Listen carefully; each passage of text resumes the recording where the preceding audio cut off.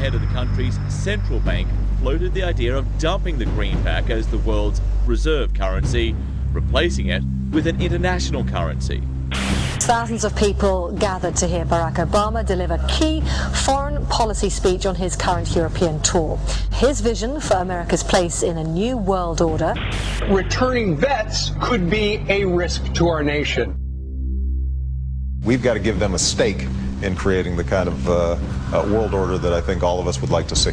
And one of the ways it will drive the change is through global governance. I think a new world order is emerging. This is a hoax and a scam which is designed to transfer wealth and power from the private sector to the government sector and from the government of the United States to a world government. And those people who have been yelling, oh, the UN's going to take over global conspiracy government. Theorists. They've been crazy, but now they're right. And who got the money? Hundreds and hundreds of banks. Any bank that has access to the U.S. Federal Reserve's discount. Tell us who they are. No. You know, financial terrorism. They have the ability to tweak the knob. I am proposing that the Federal Reserve be granted new authority. The ultimate goal of the carbon tax and the cap and trade is to destroy production. This energy tax is the largest tax increase in American history. We're actually creating a global warming police. So number one, they can come in, the federal government can come in and inspect your house and send you the bill. We're setting up a global warming Gestapo. One of the things that if you talk to our generals, they are desperate for is a civilian counterpart to our military forces. I am fierce. And this is what I wear. Senator Barack Obama's presidential campaign is asking Missouri law enforcement to target anyone who lies or runs a misleading television ad. I've now been in 57 states. I think one left to go. The president, when he was in Europe last week, he met with the King of Saudi Arabia. He appeared to bow. President Obama today proposed something new, something called prolonged detention. Pre-crime is where people are arrested and incarcerated to prevent crimes that they have not yet committed.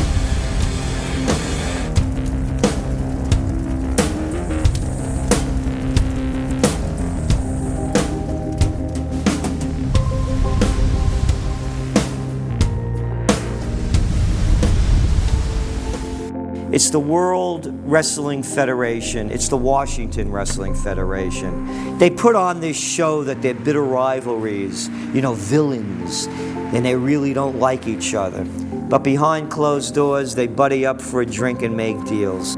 Both the Republican and Democratic parties are owned by the same global elites. And on issues that matter to those global elites, they act as one. They've wrapped themselves in the American flag, and they've talked about preserving American heritage and principles, and all the while they're working to merge us into a new world order where our sovereignty will be destroyed. We'll lose all connection with our American heritage. With Bush, you knew exactly what you were getting. It was there was no iron fist in a velvet glove. It was just the iron fist. Whereas with Obama, you've got the velvet glove and the iron fist. You know, a very sharp guy, very smooth, knows exactly what he's doing. For that reason, far more dangerous than Bush. Well, at the end of last year, I was willing to give Obama the benefit of the doubt. I thought it was premature to write this guy off. But now that he's been in office for a while, it's obvious that he is very tight with the Goldman Sachs and JP Morgan's on Wall Street, and he is extremely compliant and pliant to the wishes of the large banks, going back to what we saw with Robert Rubin under the Clinton administration, changing laws in favor of the banks. And he's not doing anything to stop the banks. He's helping the banks continue to do what they were doing under Bush. So in fact, he's just a continuation of Bush on the subject of markets and finance, which is the most important part of his policy right now. People who voted for Obama wanted real change, and they're getting platitudes, they're getting a lot of nice talk, but nothing in the way of concrete change is taking place. In this town, business as usual. There's one puppet master that controls the left, and there's the same puppet master controls the right. They control the Republican Party, and they control the Democratic Party. This is not a party issue. This is not a left-right issue. The question is, who should government serve? And it should serve the people. In fact, government is just a tool of the dominant minority that uses economics and government law to enforce upon the public various mandates. The right-left paradigm in the U.S. and in U.S. politics is taken directly from the commercial world and the corporate world. In the business world, you have Coke, Pepsi. You have McDonald's, Burger King. You've got AT&T and Verizon. You've got duopolies. And a duopoly gives the illusion of there being some competition and some choice. And it looks a little bit better than a monopoly. So, for example, in communist Russia, if they had communist Russia red and communist Russia chartreuse, there would have been the illusion of choice and something akin to democracy in Russia. But they simply said, forget it, we're just going to go with red. In the US, they have this left-right paradigm, which unfortunately, it doesn't take them out of the hard, cold fact that there is no choice. There's no social justice. There's only one choice, which is to supply more rent to the rent seekers who have now taken the whole system hostage. We've seen the limitations on government whittled away. We have seen this erosion to the point where today it seems like nobody does care. And right now in Washington, D.C., we have seen a fall of the republic. If the United States doesn't have its Bill of Rights and Constitution, it doesn't exist anymore. It's just more real estate, more dirt. And that's what these global corporatists want. They want to completely dismantle the Bill of Rights and Constitution, and they're doing that right now. This is the fall of the republic. Our nation is dying. We, the people that live in this fine country, need to stand up, get involved, and take the system back. It's the Bill of Rights and Constitution that we owe allegiance to, not to a political party, and not to politicians that wrap themselves in the red, white, and blue, while at the same time they destroy everything that sacred flag stands for. So in the old days, you used to have this globe that with 180 some odd countries, and a few of those countries had a lot of power, like the Soviet Union, the United Kingdom, and the United States at various times. But today, you might better look at that globe and say that it's surrounded by huge clouds swirling around the planet. They know no national boundaries, they don't follow any specific sets of laws, and these are the big corporations. They basically control politicians around the world because they have all the money, and politicians always need money to get elected or to run their governments if they're not democratically elected politicians. They control the mainstream press, either through outright ownership or advertising budgets. They have massive amounts of lobbyists in Washington that have tremendous influence on our president and Congress. And they really are calling the shots. They form partnerships with the Chinese and the Taiwanese and the Tibetans, or with the Israelis and Arab nations, with Brazilians and Indians, with whatever country and whatever group of people has resources that they covet. And so for the first time in history, we really have this new form of an empire. Barack Obama is a puppet of the New World Order to bring in a World Bank, to destroy the economy of this country, and to bring in global governance. And no matter how likable the fellow is, we as citizens of this country need to stand up and say no. We have to stand up to preserve a republic here and a rule of law, which is under dire threat. We don't want to live under a world government of the corporations, by the corporations, and for the corporations. I don't want to believe it, and that's probably what holds me back on it, but I'm certainly seeing enough indication that it could be true. Absolutely, because they're always talking about Mexico and the United States and Canada ending up like Europe. And there's things done politically that seem to take us in that direction. And so I think it's incumbent upon all of us as American citizens to pay attention. This move to world government is not about roses and happiness and peace and in a better life. It's about enslavement. They said in their own writings, from the earliest times to the present, the world they're bringing in is to be a world where everyone who is born, or would be allowed to be born, would be born to serve the state. That would be their sole function. That's if they had a job for you to fulfill or a need for you.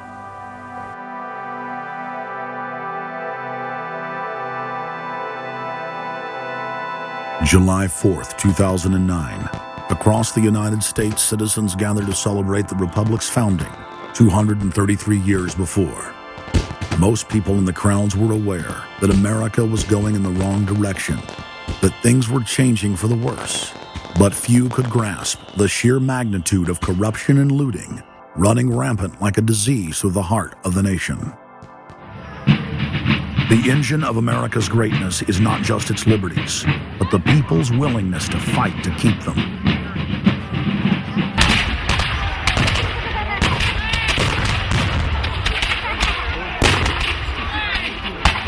Hundreds of other nations have had much larger populations and greater resources, but have never produced 1/10 of the wealth, science, and art that the United States has. Why? In America, you had an amazing situation because you had the founding fathers who figured out that they could deconstruct the monarchy in such a way and then reproduce it with the three primary branches of government in a way that would create checks and balances and separation of powers. So you could have room, therefore, for individuals to work within the context of a cooperative, which is a democratic system of government, but it would still have enough room for individuals to rise up and become profitable and self-sustaining and rich in the pursuit of happiness without becoming dictatorial. But unfortunately, over the years, since all of those separation of powers have been cut away, and all of the beautiful design by the founding fathers has been co-opted by one corporate entity, one corporate communist entity, you don't have that anymore. So what we have, we're back to where we were before the revolution. You have one monolithic state. For the first 100 years or so of the United States, after the 1700s, when we freed ourselves from British rule, no corporation was given a charter in the United States unless it served the public good. It had to prove that. And then its charter only lasted for 10 years, or sometimes as long as the project to build a bridge or a canal or something lasted. But it had to be up for review, and it could only get charters if it was shown that it was serving the public interest. That changed, primarily because John D. Rockefeller kind of bribed Delaware and New Jersey to begin with into accepting a different system where he said, listen, if I pay you lots of money in terms of taxes, etc., I want to be licensed and not have to serve the public good. I want to be able to get around that law. And state after state after state changed at that point. In the United States, our Constitution and Bill of Rights recognizes that individuals have innate freedoms that can never be taken away by any government. For the first time in history, the people were unbound to reach for their full potential, producing and outcompeting every other nation on earth. The rights of free speech, self-defense, private property, due process of law, and many others ignited a revolution in human development that threatened the despotic rule of monarchs and tyrants worldwide. But the corrupt elites had studied history. They knew that great civilizations could only fall from within. And they know from previous experience and history that civilizations come and go and dwindle. They know the reasons why they come and go. Isn't the only hope for the planet that the industrialized civilizations collapse? Isn't it our responsibility to bring that about? Morty Strong, founder of the UN Environment Program, from his opening speech, Rio Earth Summit, 1992. Maurice Strong is the man who said that they would never allow another country to rise up as powerful as America. It will never be allowed to happen again. And he said the best thing we can do is to tear down all the factories, all the top commerce of the United States, and level it and give it back to nature.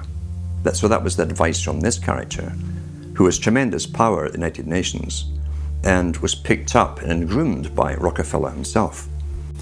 Over the past decades, since the Kennedy assassination approximately, you've had an ongoing oligarchical transformation of virtually every country in the world. And in the United States, it's taken the form of an oligarchical counter-revolution against the reforms of the 1930s, with the Wall Street interest asserting itself as more and more dominant. And once bankers and oligarchs have power, the things that they do, you could call them a policy. You could call it something like a tropism. It's like the way a plant responds. Naturally, since they're oligarchs, they're going to try to downgrade the standard of living of the vast majority of the population. They're going to claim that the world is overpopulated, that industrialization, industrial pollution, and overpopulation are the main problems that face the world. And they're generally going to try to crush and mortify any kind of popular democracy or mass movements with any kind of progressive content. Nations rise and fall. They knew how debt could never be recuperated. They knew that disease or prolonged war could wipe out the population and the future populations that pay off debt. So these guys all work together. That's why it's no surprise that today you have Lord Rothschild coming out pushing the latest scam or religion that we must all believe in, which is global warming, which his personal bank, his family's bank in Switzerland, will be in charge of. They've run the system, the whole economic system of the world for the last 250 years. So why shouldn't they also run the economic system for the next few hundred years? The question of a ruling class, oligarchy as a ruling class, is posed by Plato in the Republic, where we find that oligarchy is a constitution full of many evils, where the rich dominate the government by buying it, and the average individual or the poor count for absolutely nothing. Oligarchy is a frame of mind. In other words, if you're a banker, this is already a worldview. It's a world outlook, and it implies the policies that have got us here, right? Malthusian policies, zero growth policies, driving down the standard of living, attempts to wipe out all kinds of mass institutions that might be a countervailing force. This is a scientific dictatorship, which Bertrand Russell said, and the Huxleys said, both Aldous and Julian Huxley said they would bring in the scientifically controlled society. It's not just family planning, which really means abortion and so on. It's global planning, which is literally sterilization and abortion worldwide for the ideal reduced society, and not just across the board, through genetics, through the Genome Project, through the constant IQ testing. Globalization has economically destroyed the world. You've got at least 40 to 50,000 people who die every day worldwide from starvation, malnutrition, and diseases which can be cured for pennies, such as diarrhea. And if you ask one of these Malthusian oligarchs, don't you think that something should be done to raise the standard of living in Africa or South Asia? They'll say, no, we can't do that. That would wound the planet. That would oppress Mother Earth. So that's oligarchy.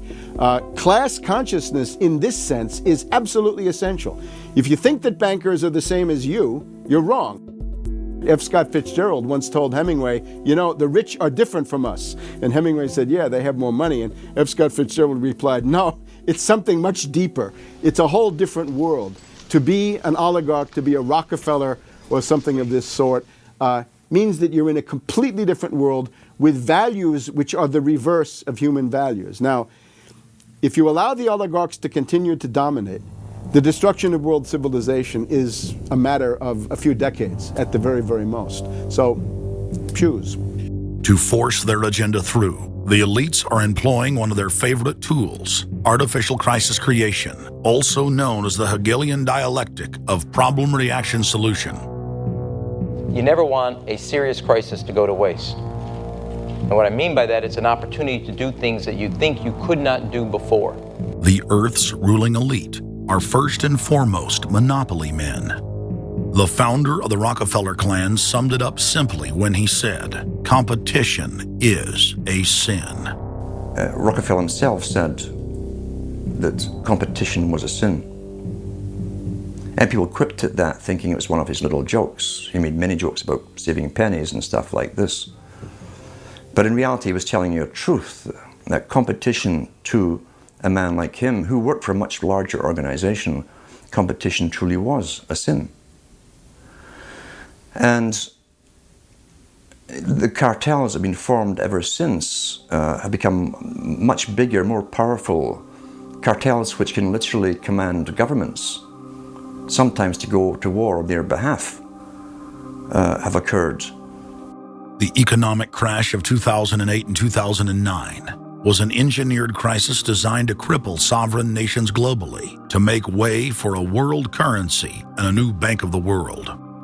China's holding what, 1.5 trillion worth all over the world. They're holding U.S. currencies. They want to get out of them in a way where they're not going to lose on their investments. There's going to be a world currency. There's going to be a new reserve currency. They're going to push it through the IMF. That's going to be the banksters that are going to be in charge of it. It's going to happen, and it's going to happen sooner rather than later. There was also a question to Geithner, do you think that the U.S. dollar ought to be replaced? And he blew it. He had a moment of candor where he said, yeah, we're considering that. So on that day, the dollar went down 1% within a couple of minutes. Chinese government proposal about a global currency and about the IMF regulations, the new IMF idea about the general agreements to borrow and having a faster ability to disperse to the emerging markets. As I understand this proposal, it's a proposal designed to increase the use of the IMF's special drawing rights.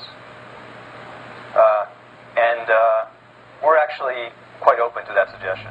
Timothy Geithner's comment about global currency is not off the table because it's not off the table and it's going to come.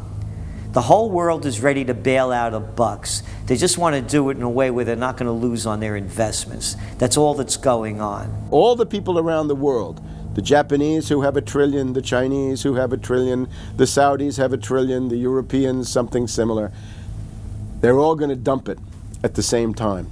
The rush for the exits. And that will then create hyperinflation. When America finishes supplying the manpower and the military for standardization of the world into the one system, and they want a secular world society with a hint of greening and Gia worship for sustainability reasons. America, as they're finishing off this agenda, they'll be pulling the rug from underneath Americans at home at the same time towards the latter stages. When the dollar starts to slide, and this was always the nightmare of Paul Adolph Volcker, who is now sitting in the Obama White House, once the dollar starts to go, there's nothing to stop it. There's no useful way that you can stop it once it begins to gather momentum. So I think we're facing the probability of some form of dollar panic combined with hyperinflation sometime during the Obama presidency. They're now pulling the rug away from under the feet of the people. They're becoming rapidly a non-manufacturing country. Any country that can't manufacture its own goods, even for self-defense, therefore is no longer sovereign, independent, and able to sustain itself, which tells you that this is all part of the plan. It started with the very beginning when you established that there was a Federal Reserve System given the power of the state to create money out of nothing and to do so without any regard to the will of the people, without any regard to what's behind the money system. In other words, strictly political and economic motives for the bankers and the politicians. Once you granted that power to a group, the Federal Reserve System, the economic crisis was inevitable. This has happened before. Every time in history when the government was given the power, or a group of banks in conjunction with the government was given the power to expand the money supply at will, those economic systems always wound up in crisis and always collapsed. So there's no reason to believe that the United States was given some kind of a get-out-of-jail-free card, an exemption from the processes of history. So the economic crisis began at the very beginning, and as a matter of fact, when the founders of the Federal Reserve System met on Jekyll Island back in 1910 and were drafting the Federal Reserve Act, one of the things they discussed was how to pass on the inevitable losses to the taxpayers. They knew that inevitably something like this would happen, and they knew that there had to be some way to get out of it without destroying the banks, of course, because they were the banks. And they said, aha, we'll go into partnership with the government, we'll take our cartel agreement and pass it into law, call it the Federal Reserve Act, and we'll make the taxpayer come online and be responsible to bail us out if and when the failure finally comes. Who's going to soak up the derivatives? Who's going to soak up the debt? Who's going to be penalized? And right now, it looks like Wall Street's getting bailed out, and the little guy in the middle of Main Street America are all going to pay the penalty. Can the economy be turning around here? Are happy days here again? And can we actually have growth without jobs? Is this an oxymoron, jobless recovery? We're going into the greatest depression. There will be no job growth. Unemployment will continue to escalate. Along with it, so too will crime, poverty, kidnappings, boss snappings. And the more things spin out of control, the harder the hammer is going to come down by the federal government to keep everyone in control. Power is much, much more important to them than money is. Money is only a way to the means. Power is the end result. The elite's main goal is to destroy national sovereignty and individual independence. To consolidate their grip on power, the banksters create artificial debt bubbles that are mathematically impossible to pay back. These are those sinister, toxic assets, the complex financial instruments that they talk about but never really name. They're paper based on paper. They're credit default swaps, collateralized debt obligations, mortgage-backed securities, asset-backed securities, structured investment vehicles, auction rate securities, and so on down the line. It's an immense mass of cancerous, fictitious, speculative paper, bloated in value, impossible to bail out. Triage the derivatives on their books. There's no way to bail out a $1.5 quadrillion black hole of derivatives, but nevertheless they tried. The Wall Street cronies are crooks. If you leave the vault to the bank open, these people are going to help themselves. The job of the government is to make sure there's somebody there to make sure the vault is closed, and very few people have the combination.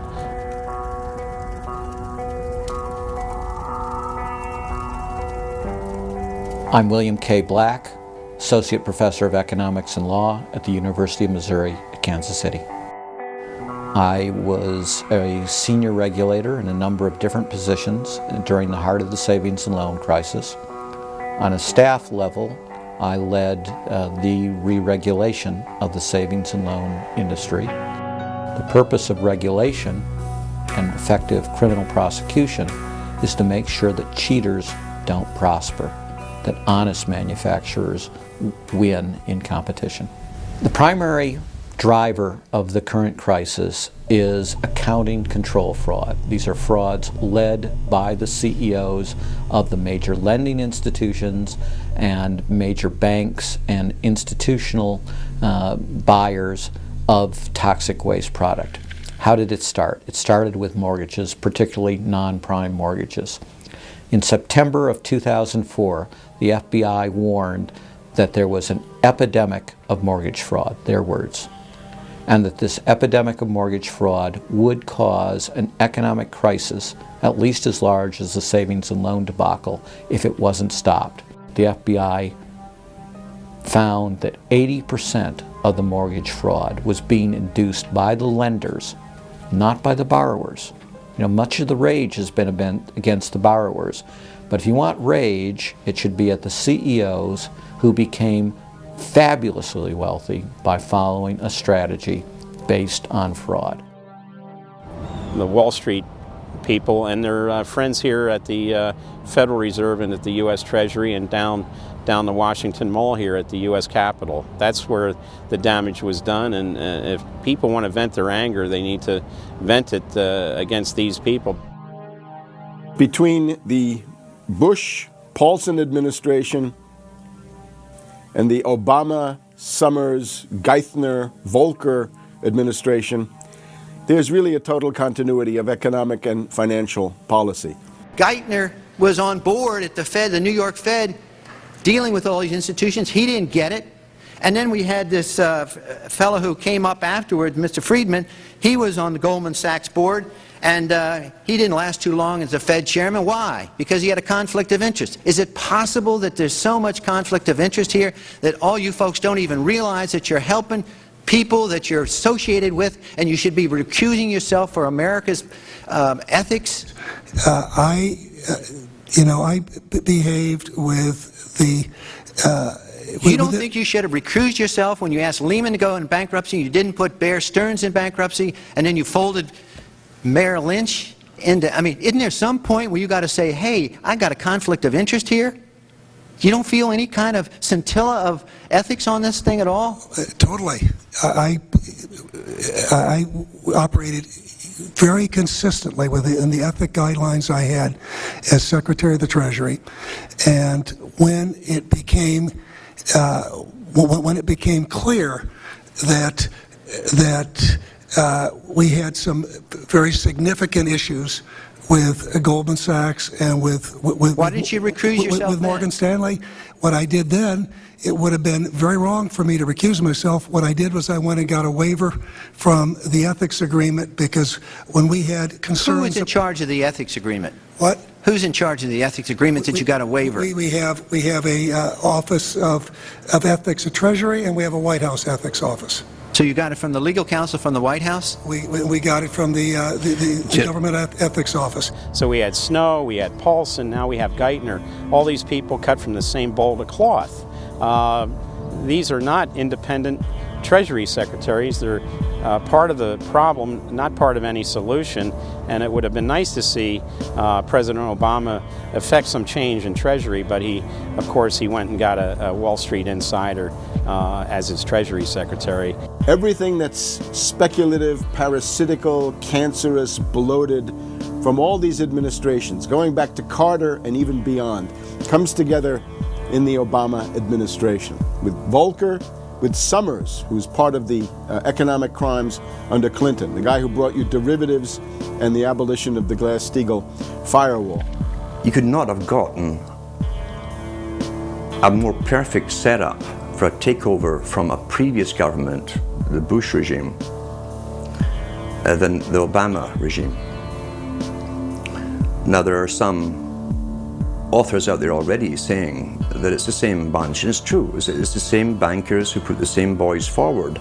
Obama, far from helping the public and giving them something new or giving them more power and say over their own affairs, has actually sided immediately with the bankers who once again have robbed the public blind, and now they must get bailed out by your tax money. Obama does it all with left cover. He makes you think that he's somehow different from Bush, that this is somehow benevolent, that he cares about the poor. And in reality, this is the cruelest hoax and the most bogus sham. Obama is 1,000% devoted to Wall Street interests. When Wall Street says jump, Obama jumps. And again, it's about $30 to $40 for the bankers for every dollar that ever reaches an unemployed person or somebody who's on food stamps or some infrastructure building for highways. The hope with the Obama administration was that it would move us beyond this. But unfortunately, what we're seeing more and more is that Obama has brought in many of the economists who bought into the system in the past. Larry Summers is a very good example. And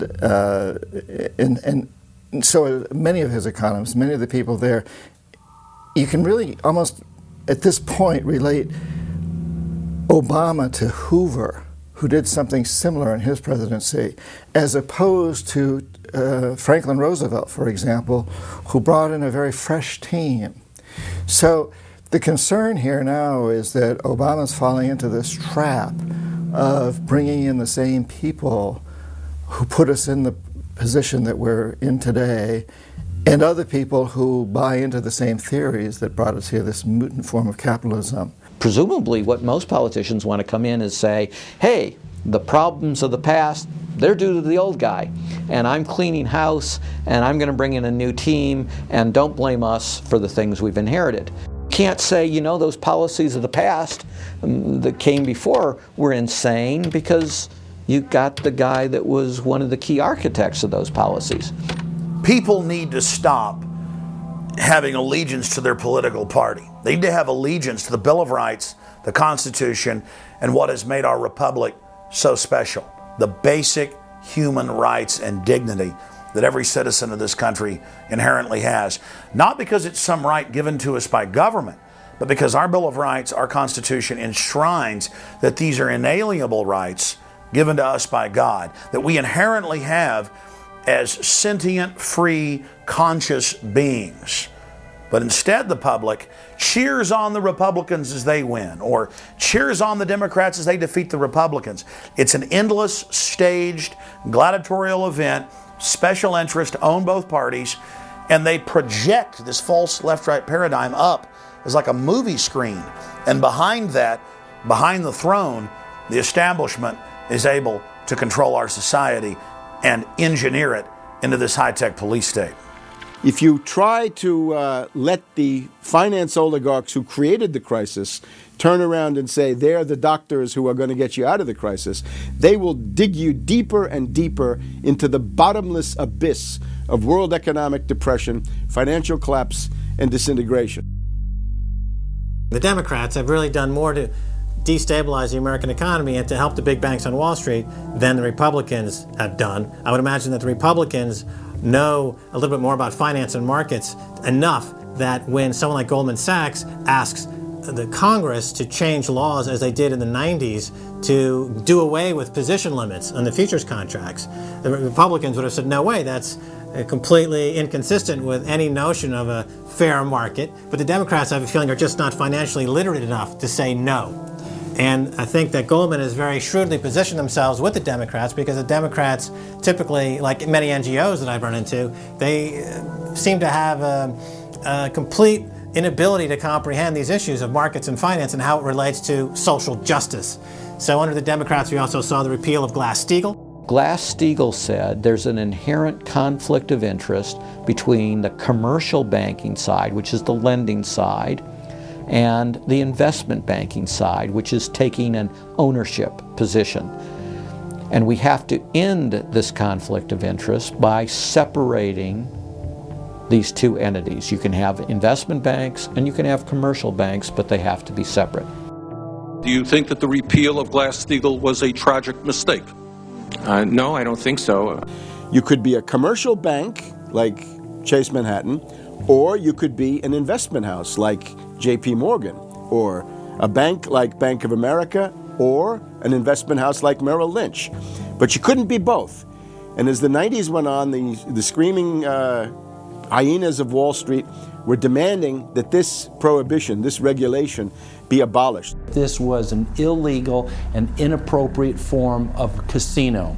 The derivatives were being used and they were being unregulated, and people were getting 30 to 1, 40 to 1, 50 to 1, and sometimes 100 to 1 profits on the way up. And remember, derivatives are a zero-sum game. So there's nothing there. It's not like a piece of stock in General Electric or Ford or something like that where there's supposed to be some value. Derivatives have no value.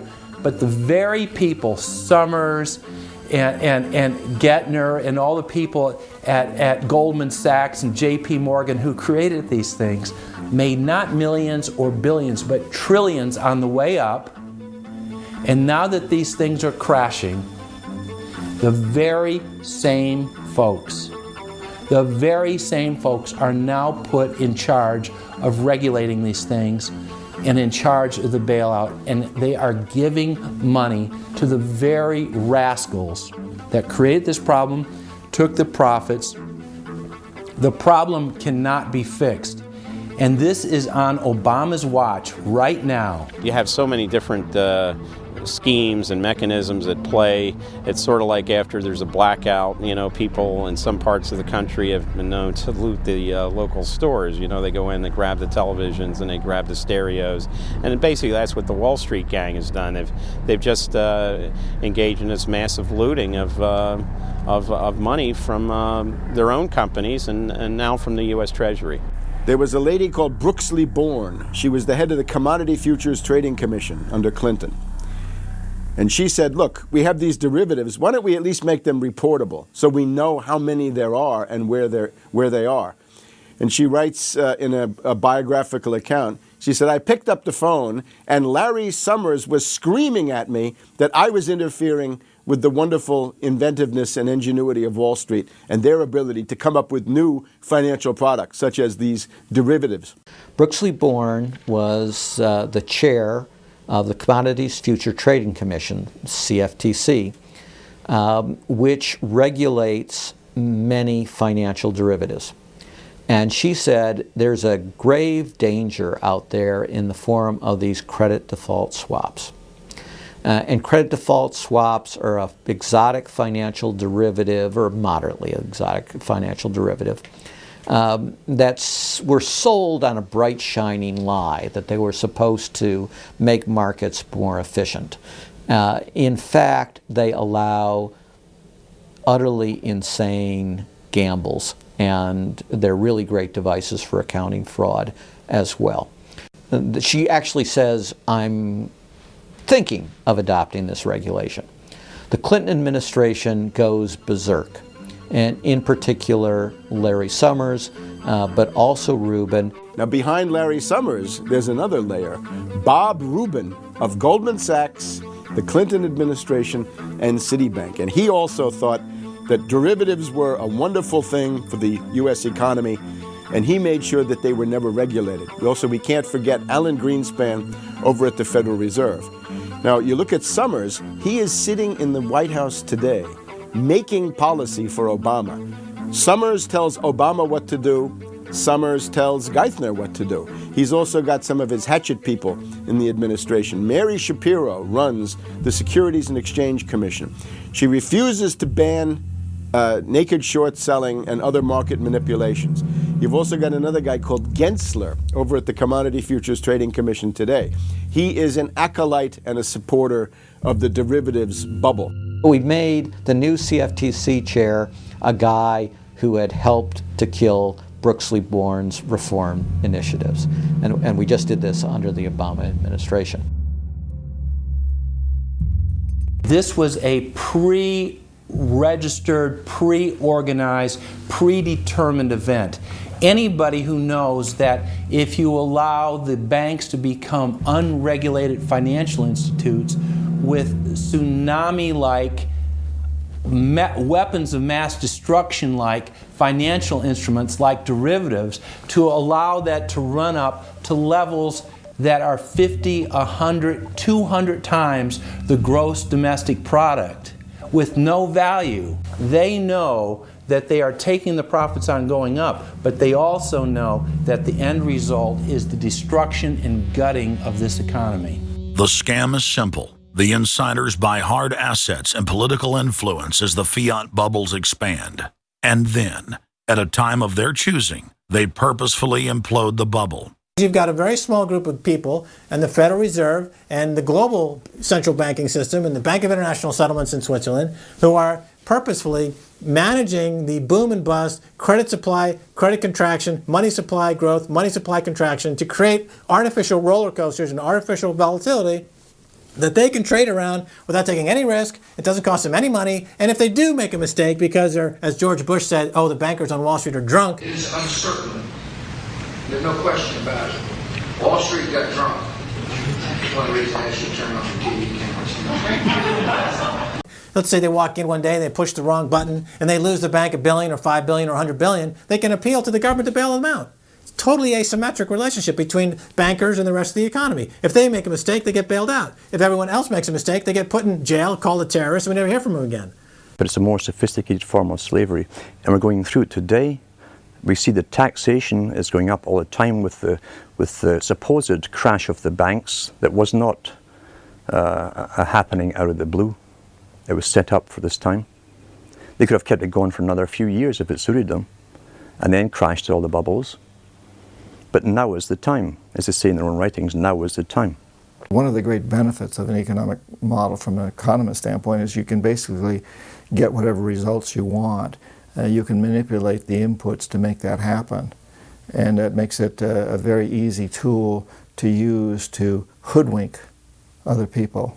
These manufactured, these engineered financial catastrophes are the result of a central banking system that has the ability to add and subtract credit, add and subtract dollars and money at will to create this roller coaster effect. Because unlike most people, the banks are able to make profits as easily on the way down as they can on the way up in any given situation. Volatility is great for banks and professionals. Volatility is not great for the most average people. Their operatives in government and media then hold the economy hostage by issuing the ultimatum: give us unlimited bailout money or the economy dies. What's being used is what I call, to try to get the money, is what I call the suicide threat, where, you know, if anybody has ever seen the movie Blazing Saddle, the sheriff is surrounded by hostile town folks. He takes out his gun, points it at his head and says, you know, don't move or I'll shoot. Well, that's what the big banks are saying. You know, give us unlimited cash or we'll die. And if we die, you'll die, because we're too big to fail. It is a false flag attack, because Hank Paulson will get up in front of Congress and say, we need $700 billion because that thing, that existential threat, the market is attacking us, and we need this handout to fight Mr. Market. Mr. Market is out there. We need to fight Mr. Market. It's an existential threat. Meanwhile, he is Mr. Market. He's the one causing the problems. We had Paulson, a representative of Goldman Sachs who happened to be running the U.S. Treasury, came forward with a hysterical briefing for the Congress saying, we, the Wall Street bankers, demand $700 billion in bailouts. So they say, yes, we'll give you all the money you need. Well, you know, these are arsonists. Paulson, Tim Geithner, Bernanke, they're arsonists. They're asking for more matches. And the Congress is saying, who do we make the check out to? Who do we send these matches to? Who do we send the matches to? Is a ton of matches enough? Can we send you some gasoline to go with those matches? They're like, yes, please. Don't change our management. Don't pay us what assets are worth. Pay us way more than what our assets are really worth. Don't make us use honest accounting. Allow us to lie. We've just, under congressional pressure, changed the accounting rules for the express purpose of making sure that the big banks don't have to report honest losses. The only way they can pass this bill is by creating and sustaining a panic atmosphere. That atmosphere is not justified. Many of us were told in private conversations that if we voted against this bill on Monday, that the sky would fall, the market would drop 2,000 or 3,000 points the first day, another couple thousand the second day, and a few members were even told that there would be martial law in America if we voted no. That's what I call fear-mongering. We have,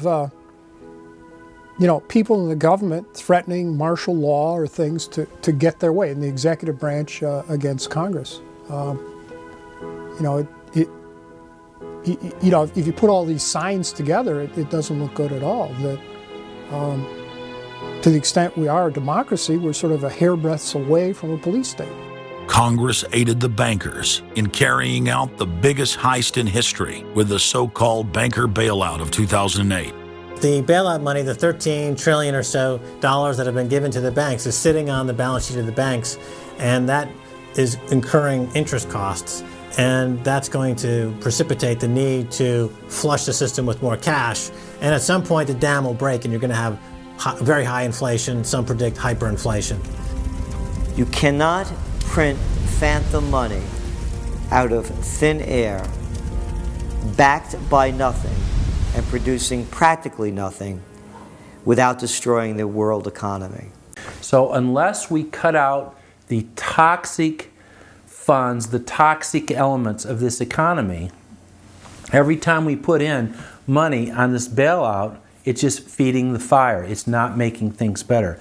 What should have happened is that those banks and investment banks should have been seized. They should have been seized by the Federal Deposit Insurance Corporation. Those are zombie banks. The Chase Manhattan, J.P. Morgan Chase, Bank of America, Citibank, Wells Fargo, Wachovia, so on down the line, to AIG in the insurance realm. These are zombie institutions, insolvent, bankrupt. The only thing to do with them is to seize them, put them through Chapter 11 bankruptcy. That'll probably turn into Chapter 7 bankruptcy, liquidation. And above all, triage the derivatives on their books. There's no way to bail out a $1.5 quadrillion black hole of derivatives, but nevertheless they tried. They will, of course, try to regain some of this money back, but their debts, unlike any other period in history, are now a quantum size bigger than the entire global GDP by a factor of 50 to 100. It's almost infinite amount of debt. If you really look at the numbers, because of the massive, massive debt, and right now, total debt in this country is about 375% of the gross domestic product. And that's not including derivatives. If you put the derivatives in, it's probably 20 to 30 times gross domestic product. It's beyond what anybody has ever even considered. While they were looting North America into the ground, the international banking syndicate was simultaneously executing the same scam in over 100 other nations. So who got the money? To financial institutions in Europe and other countries. Which ones? I don't know.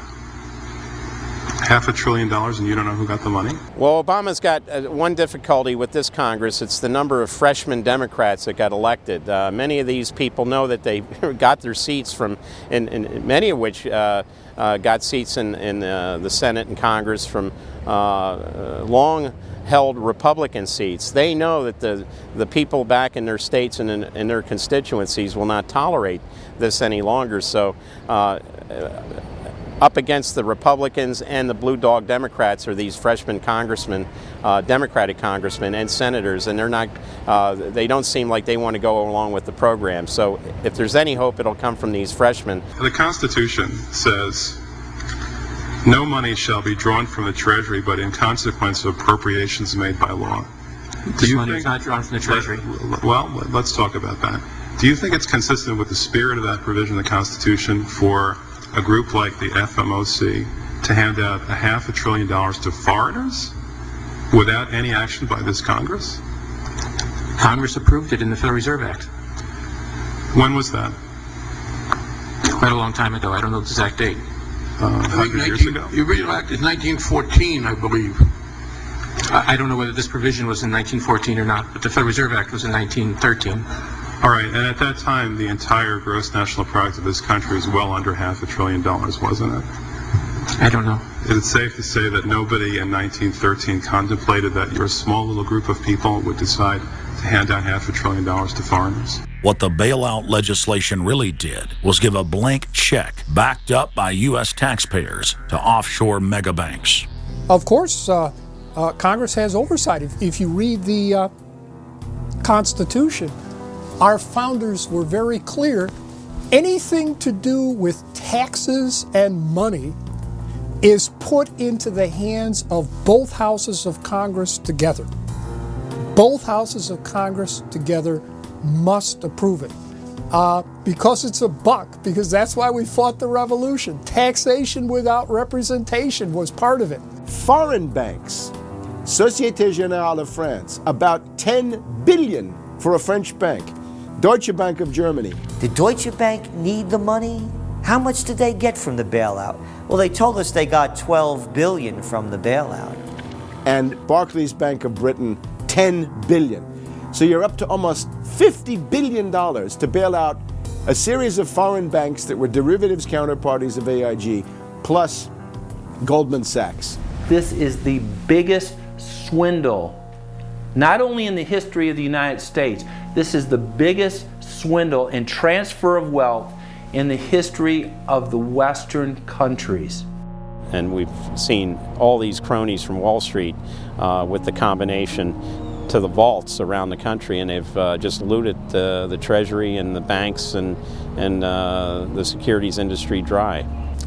This is by probably an order of magnitude the biggest fraud in history. Over the next 10 months, $23.7 trillion was stolen from the U.S. Treasury. The gentleman from North Carolina, Mr. McHenry. Thank you, Mr. Chairman. And the tune of $23.7 trillion worth of taxpayer exposure for the bailouts is quite striking. The calculation right now is that with Obama, we've got $24 trillion as a line of credit available only to Wall Street banks, insurance companies, credit cards, mutual fund companies, and others, but only financial institutions.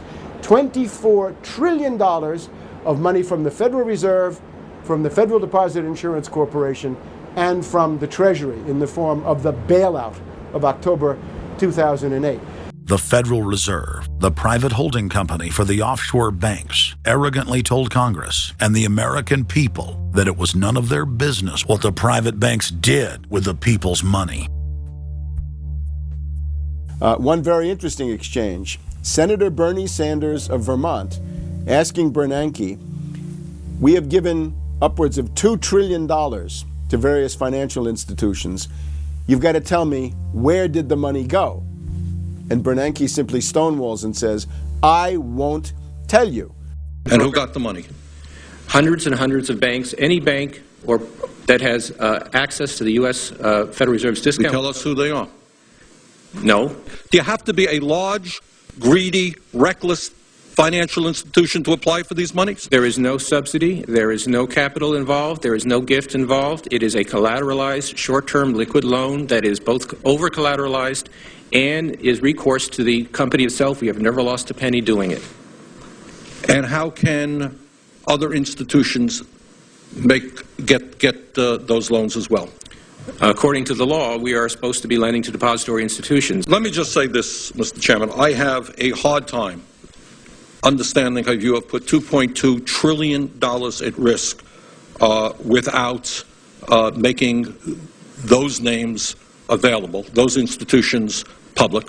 And we're going to introduce legislation today, by the way, to demand that you do that. It is unacceptable to me that that goes on. Behind me, the Federal Reserve is probably the least transparent agency in the federal government. One could even argue that the Central Intelligence Agency is more transparent than the Federal Reserve. The fact is that the American people want to know more of the secrets of the temple, as the book was before you were born, The Secrets of the Temple. The Fed, as you know, is just a monopoly by the bankers. This is simply putting the foxes in charge of the hen house. Personally, I'd be in favor of Congress just nationalizing the Fed and getting the bankers out of there. They're just stealing from the American people. Put it directly in the hands of Congress and let Congress decide, rather than this cabal of bankers deciding their own rates of profit at the expense of the American people. Since the Federal Reserve's creation in 1913, patriots have labored tirelessly to alert the American people to the true nature of the Federal Reserve. Throughout its 90-plus-year history, most Americans falsely believed that the Federal Reserve was a government agency. But today, scientific opinion polls show that the vast majority of the public is aware of the fact that the Federal Reserve is a front company for an offshore private banking cartel that dominates not just the United States, but almost every other nation on Earth. It's never been written about in any book that I've found as to who gave these guys the authority or permission to be the international bankers for the world. Why would you even need international bankers? Why would any government agree to use them? Why would you need to use them? Why can't any country create its own money? It tells you there was already an existing superstructure, already in existence, maybe 200-300 years ago, to give these guys permission to somehow be the overlords of all money for all countries. Polls also reveal that 75% of Americans demand a public audit of the secretive organization. By the summer of 2009, Congressman Ron Paul's bill to audit the Fed had gained more than 280 sponsors in the House. But the private Fed's high-powered lobbyists were able to block a vote on the bill in the Senate. That only piqued the public's interest. I have another amendment. I have been informed that the majority plans to block consideration of this amendment, which is number 1367, regarding the transparency at the Federal Reserve. Madam President, I'd like to call up Amendment 1367. Without objection, the clerk will report. The Senator from South Carolina, Mr. DeMint, proposes an amendment number 1367. Senator from Nebraska. I make a point of order against the DeMint amendment that it's legislation on appropriations. Madam President? The point of order is well taken. The amendment. I regret the objection. The amendment falls. The people began asking themselves, why couldn't there be an audit of the Federal Reserve? The Fed has never once been audited. In the whole period of time, in the almost 90 some odd years that the Fed has been around, the most powerful agency and independent agency, it has never once been audited. This is an absolute crime against the freedoms of this country.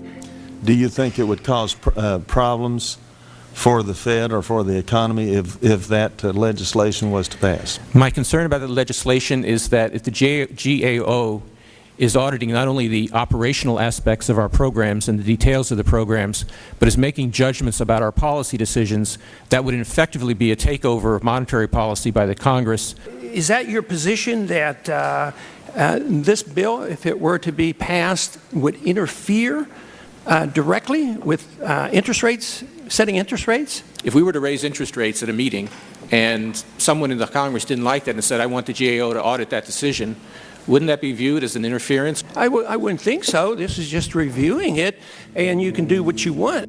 The Federal Reserve has never been subjected to an outside audit. And if you audit them, it's very likely that Greenspan, Bernanke, and Volcker might all go to jail.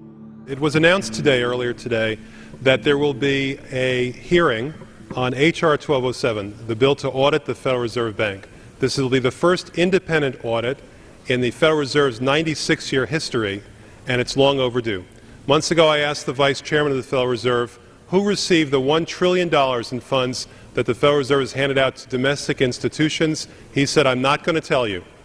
And then more recently, the Chairman of the Federal Reserve, I asked him who receives the $500 billion, we're talking about $500 billion, that the Federal Reserve handed over to foreign central banks. Who did they disseminate that money to? And he said, I don't know. $500 billion, and he doesn't know. It's long overdue. We need to audit the Federal Reserve, and I'm happy to say that we're going to have a hearing on that very soon.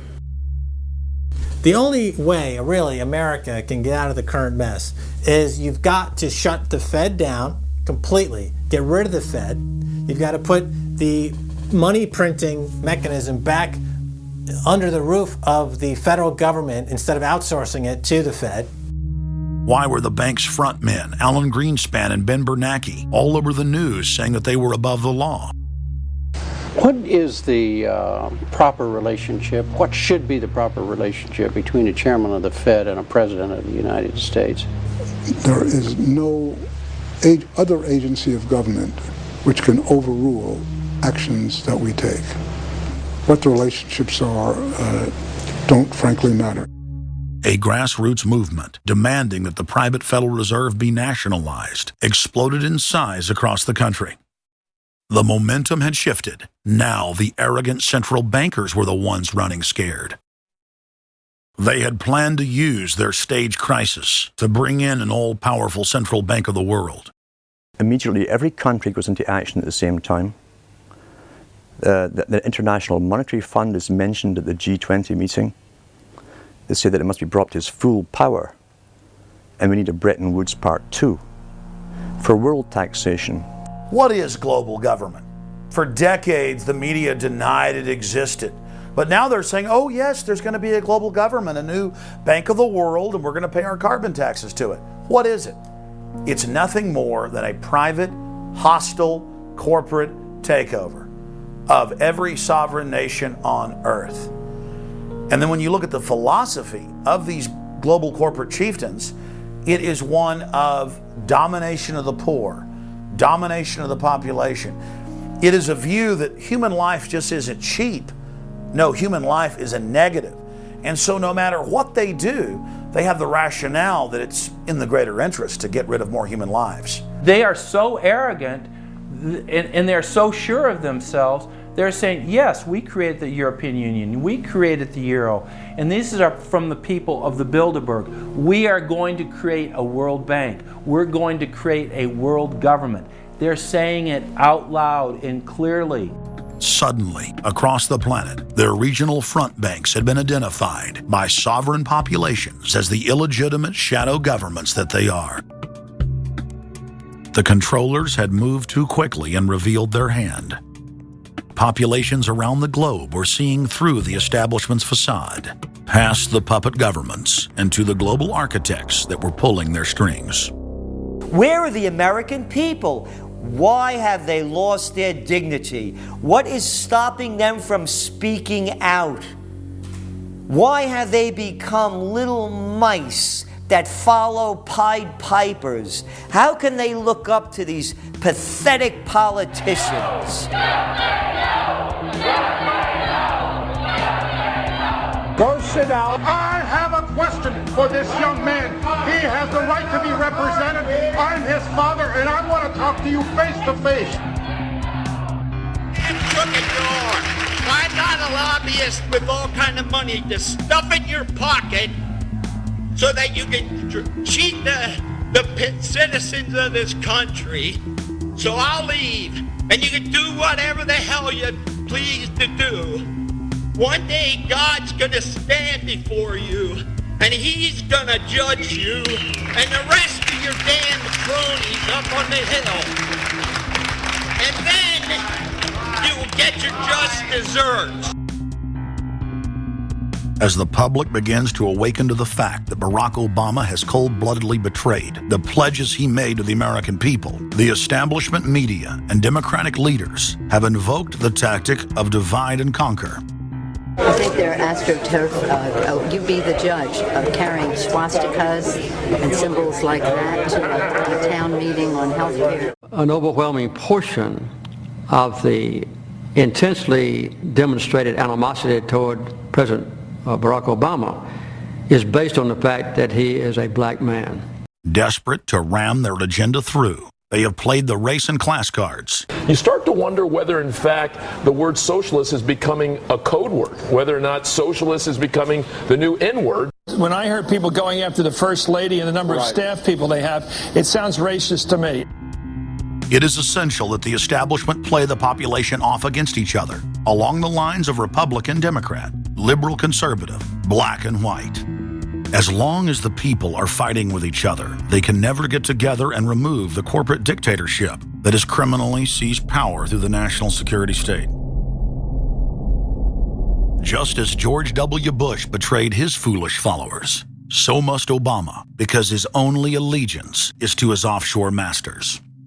President Obama today nominated Ben Bernanke for a second four-year term as Federal Reserve Chairman. The president called his actions on the global financial crisis bold and out of the box. As an expert on the causes of the Great Depression, I'm sure Ben never imagined that he would be part of a team responsible for preventing another. But because of his background, his temperament, his courage, and his creativity, that's exactly what he has helped to achieve. And that is why I am reappointing him to another term as chairman of the Federal Reserve. So Obama has made it quite clear by his actions, never mind his words, his actions as to who owns him, who he works for, and who he serves. And it's not the American people. It is so obvious to anyone paying attention that the President of the United States is not the real person in control.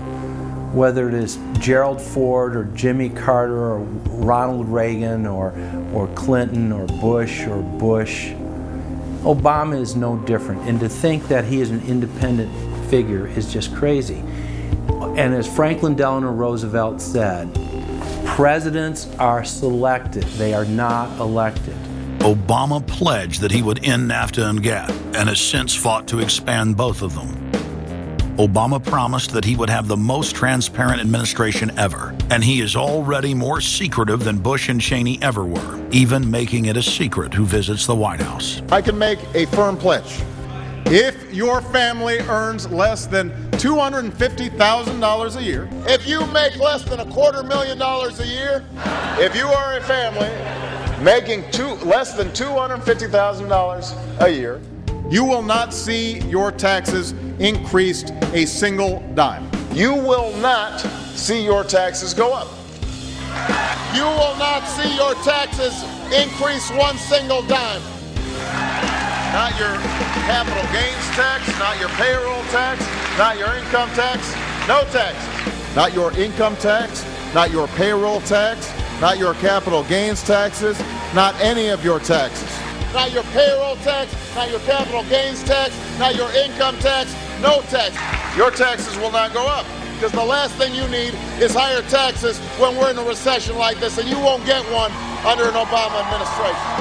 Obama made the centerpiece of his campaign the pledge that taxes would not be raised on anyone making under $125,000 a year. He has since gone back on that promise as well and has proposed new taxes on payroll, energy, home mortgage deductions, and scores of other taxes. He made a pledge. He said, I'm not going to raise taxes on anyone making under $250,000. Is that pledge still active? We are going to let the process work its way through it. So it's not. So it's not. So it's not. We're going to let the process work its way through it. All right? The Senate is looking especially at this issue of capping the deductions for health care that employers and employees now get. That would be an tax increase for many families earning under $250,000, but the president said he was open to it, so that means that the tax pledge he made back in September is no longer operative? Obama said he was going to abolish the Patriot Act. He now vigorously defends it. We saw the same type of flip-flop when it came to warrantless wiretapping of the American people. Look what Obama's done with wiretapping, surveillance. He's brought it to heights even beyond what George Bush, the disgusting levels that he brought it to. So we have more surveillance. Now they're talking about, what is it called, Cybercom, the new Pentagon secret cyber society that's going to be watching over us to get those terrorists. We got to get those terrorists. So now they'll be invading our privacy even more. So, I mean, it really almost makes you ask the question, would it have been better if we never invented the internet and had to use paper and pencil or whatever? Now Obama is setting up the Cybersecurity Command, which the government admits completely ends the Fourth Amendment and allows President Obama to shut off the internet in the United States whenever he wishes. Indeed, in today's world, acts of terror could come not only from a few extremists in suicide vests, but from a few keystrokes on the computer, a weapon of mass disruption. As part of the new single national security staff announced this week, I'm creating a new office here at the White House that will be led by the cybersecurity coordinator. This new control grid is administered by the Pentagon. They just want to keep tabs on us.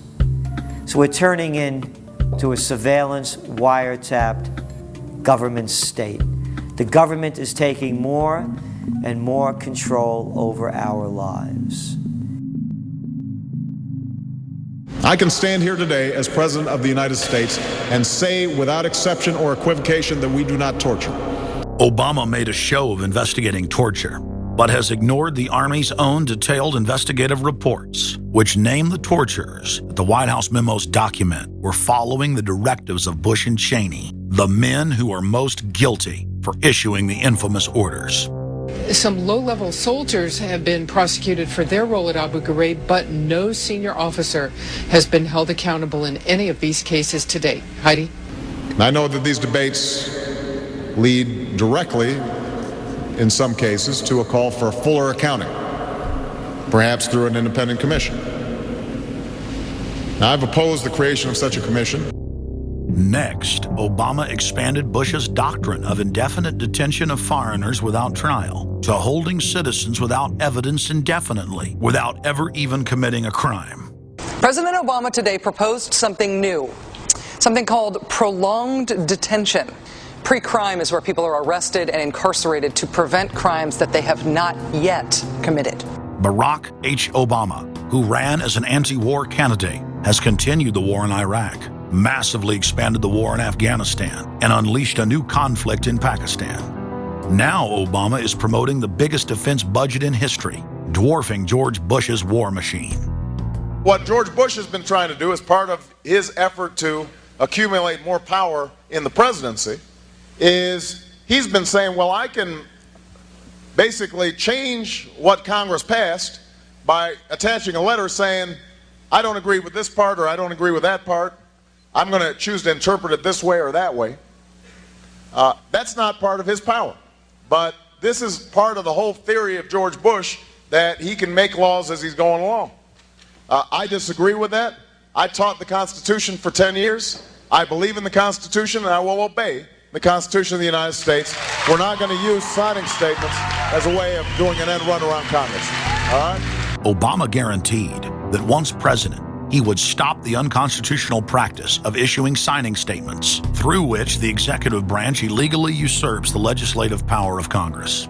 Congressman Kucinich, when he introduced his 60 articles of impeachment against Bush Jr., I think one was the signing statements. The form of the resolution is as follows. A resolution, articles of impeachment of George Bush, President of the United States. Resolved, that President George W. Bush be impeached for high crimes and misdemeanors. Article 26, announcing the intent to violate laws with signing statements, and in violation of his constitutional duty under Article 2, Section 3 of the Constitution, to take care that the laws be faithfully executed, has used signing statements to claim the right to violate acts of Congress even before he signs those acts into law. Same analysis would apply to Obama and a fortiori because he taught constitutional law. He knows better. He's a lawyer licensed to practice law, who, as I am, who took an oath when he was licensed to uphold the Constitution and laws of the United States of America. With his signature on the spending bill also came Obama's first signing statement, a presidential declaration freeing him from following some of the bill's contents. I believe in the Constitution and I will obey the Constitution of the United States. We're not going to use signing statements as a way of doing an end run around Congress. All right? He also promised that he would call on Congress to take at least 5 days to read new legislation before it was voted on. When there's a bill that ends up on my desk as president, you, the public, will have 5 days to look online and find out what's in it before I sign it, so that you know what your government's doing. But from his first day in power, he has aggressively pressured Congress to quickly pass bills before lawmakers and the public even have a chance to see them. Will state his parliamentary inquiry. Speaker, in order to try to figure out what we're doing, how much damage to the country, I tried to get a copy of the bill. We have out here on the table 2454 that has 1,090 pages in it, but I've understood since debate in here that there's another 300 pages that were added in the middle of the night. My inquiry is, how do I get a copy of the other 300 pages that people on here on the floor hadn't had a chance to read or see? Where do we get that before we cram this down on the American people? Is there somewhere physically in the House of Representatives a copy of what we're voting on?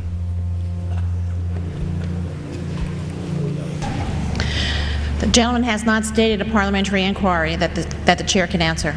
Mr. Speaker, I have to say that I am outraged. Here we are getting ready to vote on a piece of legislation, and we haven't even seen 300 pieces of this legislation. No one can even find the bill or even knows where it's at. Obama swore that he would never put lobbyists or donors in his administration. Treasury Secretary Timothy Geithner appointed Mark Patterson, and this is a former top lobbyist for Goldman Sachs, as his chief of staff. And then last week there was a lot of buzz over William Lynn. He was appointed to the #2 position at the Defense Department. William Lynn, also a former top lobbyist for Raytheon, which is one of the 5 largest defense contractors. He has now broken all previous records by cramming his administration full of contributors and lobbyists who openly write legislation being proposed by the White House. There's a good reason Obama doesn't want to give the people or Congress any time to read the bills. I'm still needing a copy of the other 300 mysterious pages that we don't get to see here. Shortly after the 2008 election, Vice President Joe Biden confided to top supporters that it was essential that their program be implemented at lightning speed. Because their agenda was so unpopular, they knew Obama would lose support quickly. Obama's handlers were in a race to pass a raft of legislation before the people discovered that Obama was just a slicker, updated version of previous puppets. Obama is the New World Order's closer. It's his job to repackage and solidify the tyrannical policies of George W. Bush as progressive and trendy. So part of my job, I think, as president, is to make government cool again. Chris Hedges, author of Empire of Illusion, explained it succinctly. President Obama does one thing, and brand Obama gets you to believe another. This is the essence of successful advertising. You buy or do what the advertiser wants because of how they make you feel. Through Obama, the global establishment are now putting their entire program into high gear. Obama is attempting to dismantle the Second Amendment with more than a dozen victim disarmament bills now in Congress. The key is going to be, I think, for us to come together and say people do have an individual right, and there's nothing wrong with common sense gun laws. Hate crime and cyberbullying bills in the House and Senate would effectively criminalize free speech protected under the First Amendment. It is absolutely true that NAFTA was a mistake. A senior member of the Obama campaign called the Canadian government within the last month to say that when Senator Obama talks about opting out of the free trade deal, the Canadian government shouldn't worry. The operative said it's just campaign rhetoric and don't take it seriously. Campaign officials called the U.S. ambassador to Canada and say, don't worry, it's just campaign rhetoric about NAFTA. The Canadian government put out a statement indicating that this was just not true. So I don't know who the sources. It wasn't true. Amid all of the denials, sources at the highest level of the Canadian government who first confirmed that a call was made, late this afternoon reconfirmed that a call was made. President Obama is promoting the creation of a North American Union and is attempting to expand NAFTA and GATT. President Obama is pushing nation-ending blanket amnesty for more than 20 million foreign aliens living illegally inside the United States. He's also overseeing the hijacking of health care by the federal government, which will nationalize more than 20% of the U.S. economy. And you want us to believe that a government that can't even run a cash for clunkers program is going to run 1/7 of our U.S. economy. No, sir. No. Obama is continuing the transfer of national sovereignty to unelected international bodies like the United Nations and World Trade Organization. And most important of all, under the cover of banking reform, Obama wants to hand dictatorial power over the United States economy to an offshore private banking cartel known as the Bank of the World. Richard, what happened to all those threats from France's president about storming out and about having a global regulator who was going to reach across borders and be able to deal with markets no matter what country they were in? They have opened up the idea of there being some form of other regulator across countries, and I think that's going to come back. So is this some sort of new world order, which Gordon Brown kind of alluded to? I think a new world order is emerging, and with it the foundations of a new and progressive era of international cooperation. The finance heads of the 20 industrialized nations met again in late September of 2009 at the G20 summit in Pittsburgh, Pennsylvania. At that meeting, ministers called for an end to the dollar as the world reserve currency. They also called for a strengthening of global governance and called for a new world order. While the bankers were busy carving up the world at the G20 summit, Barack Obama was in New York City at the United Nations because he's got a new job to chair the United Nations Security Council, the most powerful position in the world government body.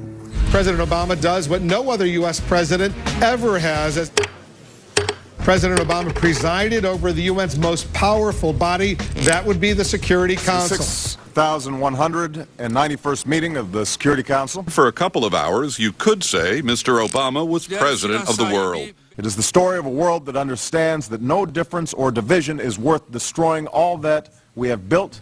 In my own country, it has brought Democrats and Republican leaders together. Leaders like George Shultz, Bill Perry, Henry Kissinger, and Sam Nunn, who are with us here today. Barack Obama is the first president to hold two posts simultaneously. And there's a good reason for that. It's illegal. Article 1, Section 9 of the Constitution forbids any U.S. president from serving any foreign government or institution. He swears an oath to protect and defend the Constitution of the United States. But now Barack Obama has sworn allegiance to the global government and the United Nations that he heads up. Let that sink in real good. Barack Obama now heads the United Nations Security Council.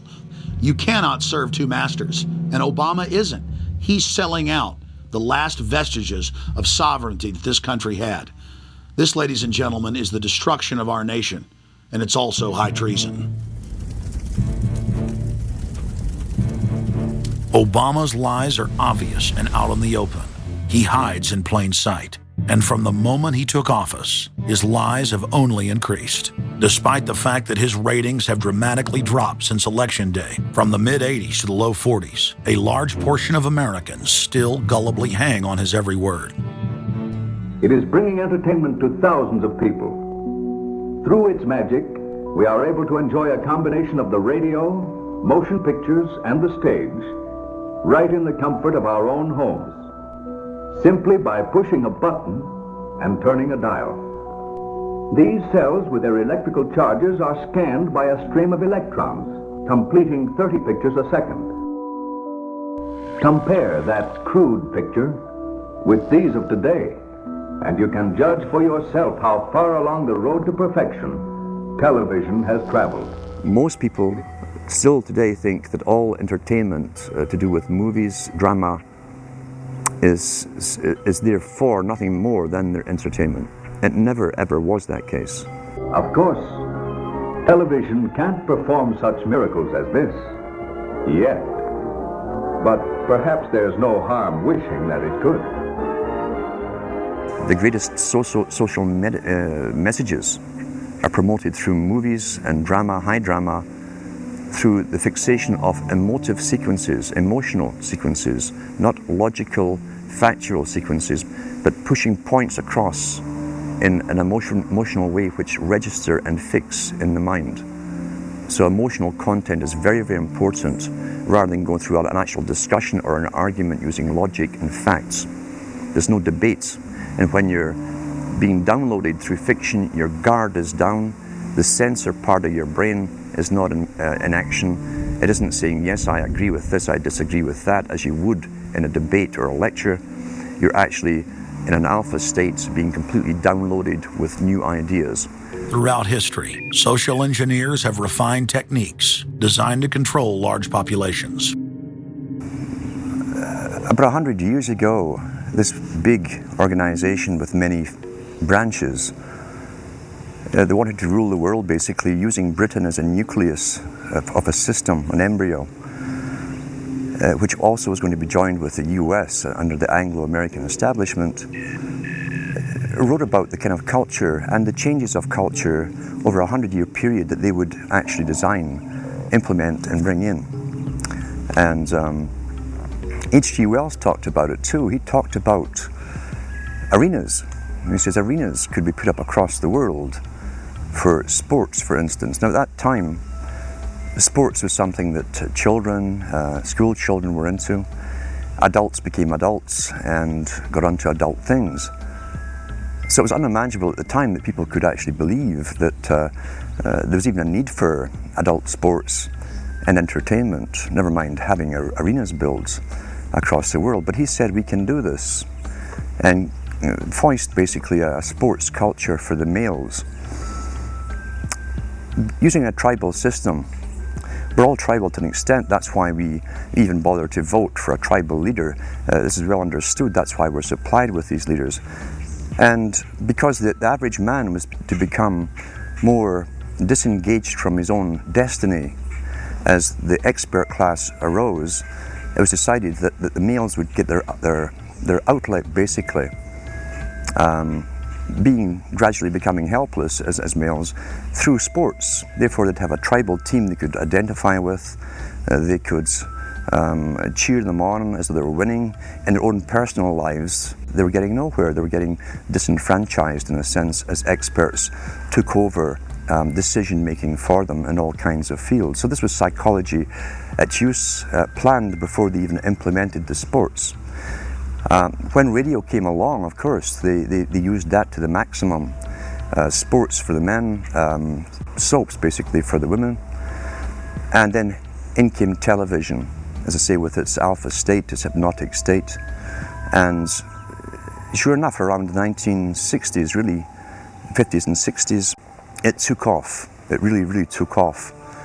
And men became glued on Saturday nights to the sports shows. A culture industry, which is called by its own the culture industry.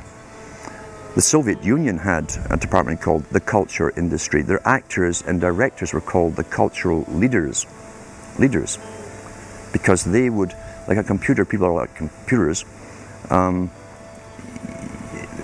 all you have to do is keep giving them new updates every so often, and you can change an entire country or a nation or a block of nations who are all getting the same upgrades at the same time along certain paths. Today we call it political correctness. Most people want to belong to their peer group. They want to be the same as everyone else when it comes to opinions. In fact, they judge their own personal sanity by bouncing ideas off their neighbors and friends who will answer back and agree on these same topics in kind. It doesn't matter if the topics or what you're given are facts or utter nonsense, as long as everyone agrees at the same time. You'll say, well, I'm sane, and your friends will all agree because they've had the same information given to them. But they've been programmed, and I'm sad because I know that it's hard for people like that to take an interest, a serious interest in world affairs, to take a serious interest in what their elected officials are doing. And they're not going to be really inclined to study or discover the deception that's being used against them. And so I'm sad because I see all of that in a flash in my mind as being an indication of how easy it is for the masses to be manipulated.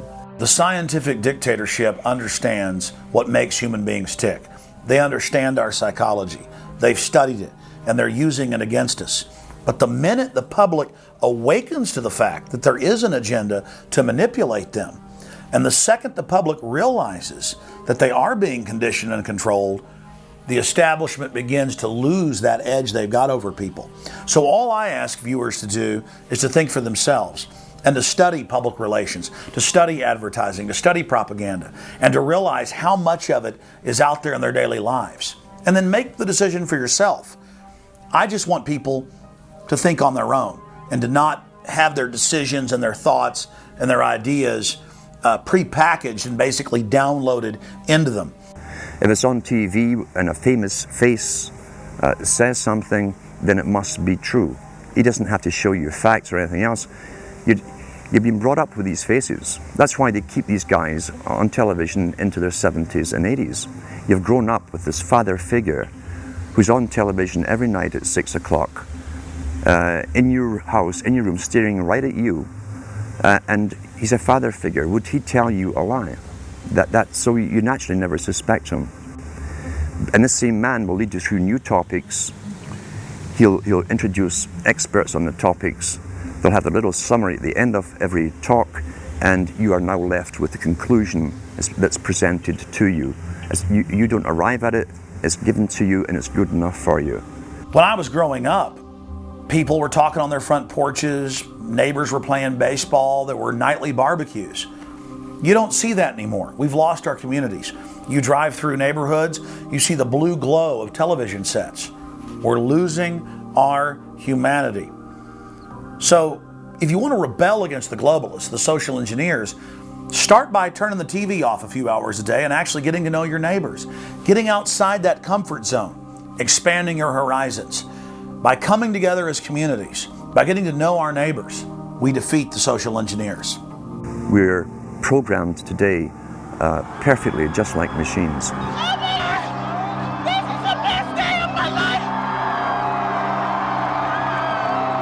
We tie this in with the Brzezinski.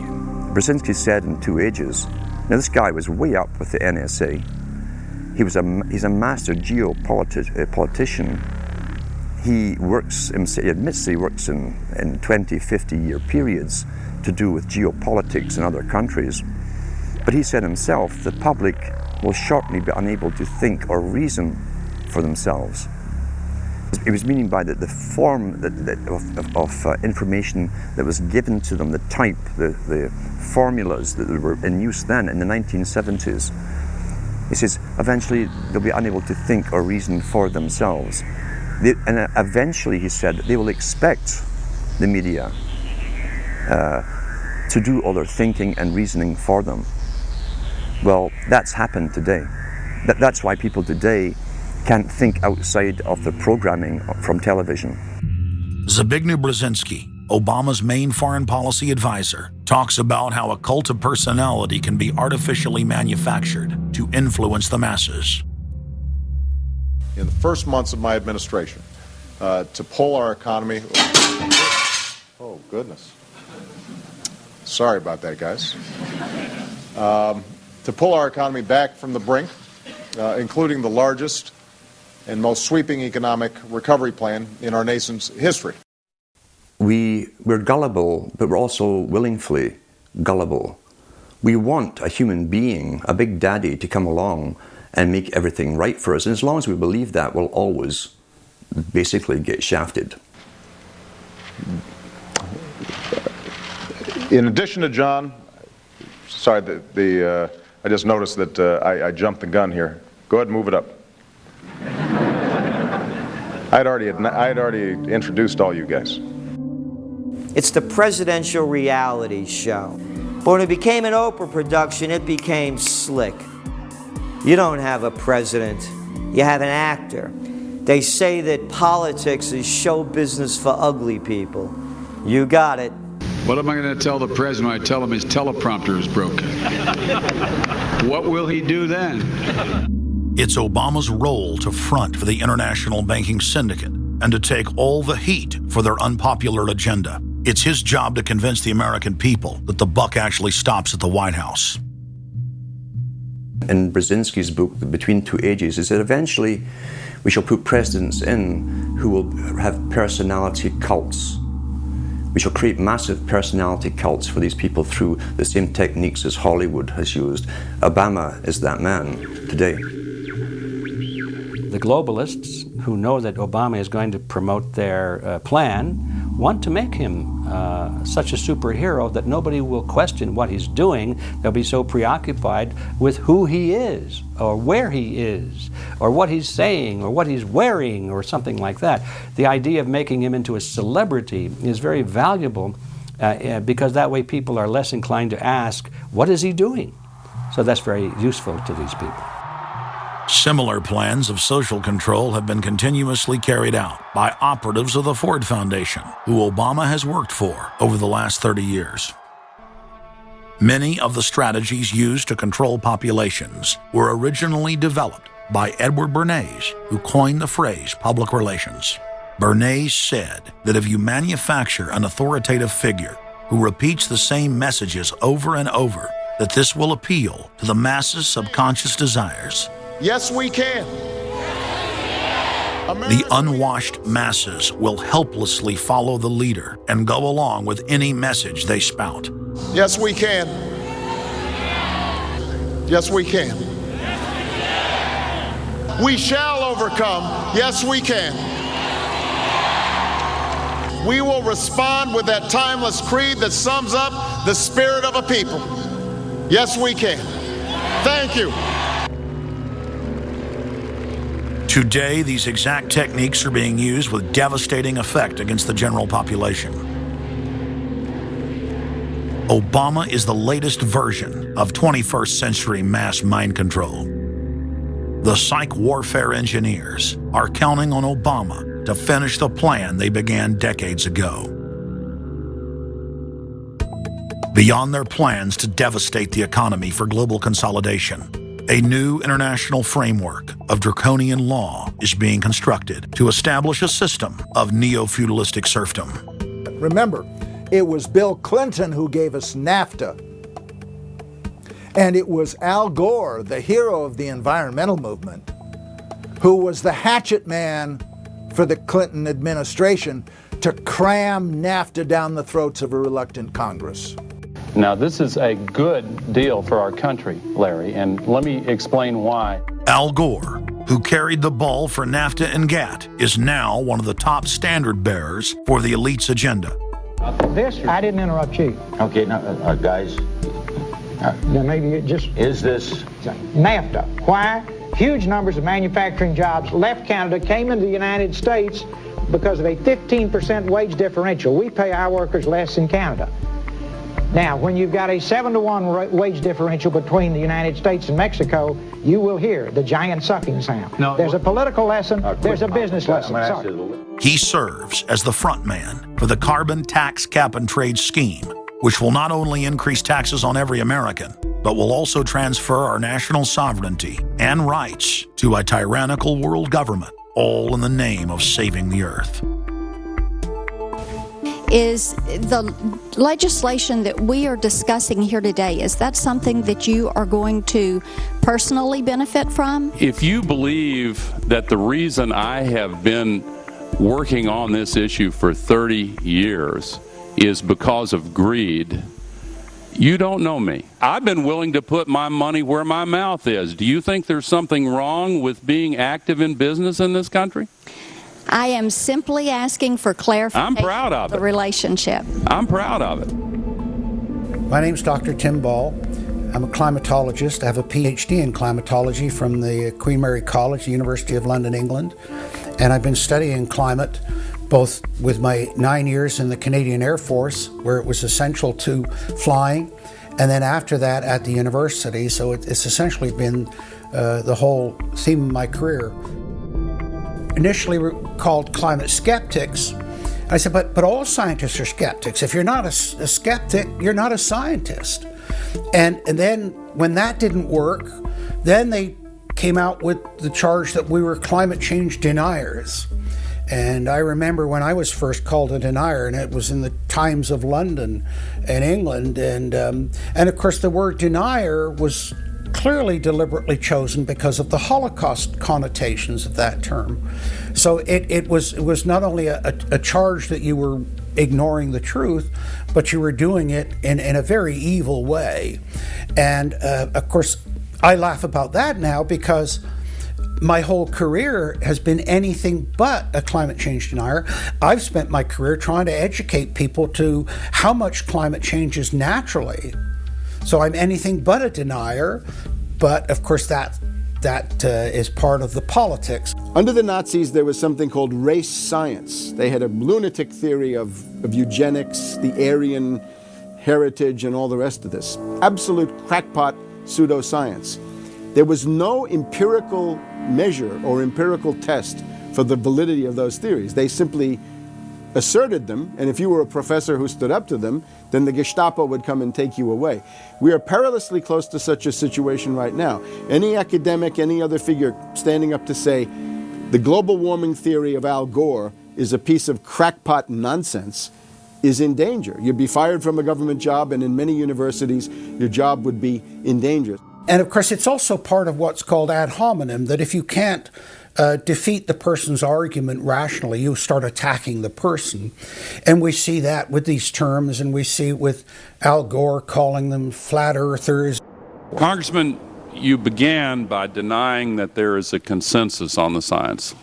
There is a consensus on the science. Well, you mustn't have been listening to our testimony that we've had for the last few days with dozens of experts that have come in who have given completely different views. Well, I would encourage you to go back and look at the testimony this committee's heard. There are people who still believe that the moon landing was staged on a movie lot in Arizona. And neither of us are one of those. And I know you like giving those cute anecdotes. This is not a cutesy issue. We're talking about something that can export millions of jobs out of our economy, out of our country. Richard Lindzen, an MIT professor of atmospheric physics, said it many years ago when he said the consensus was reached before the research had even begun. And then scientists like myself that stood up and said, hold on a minute, I got problems with it. Oh, paid by the oil companies, don't trust that guy.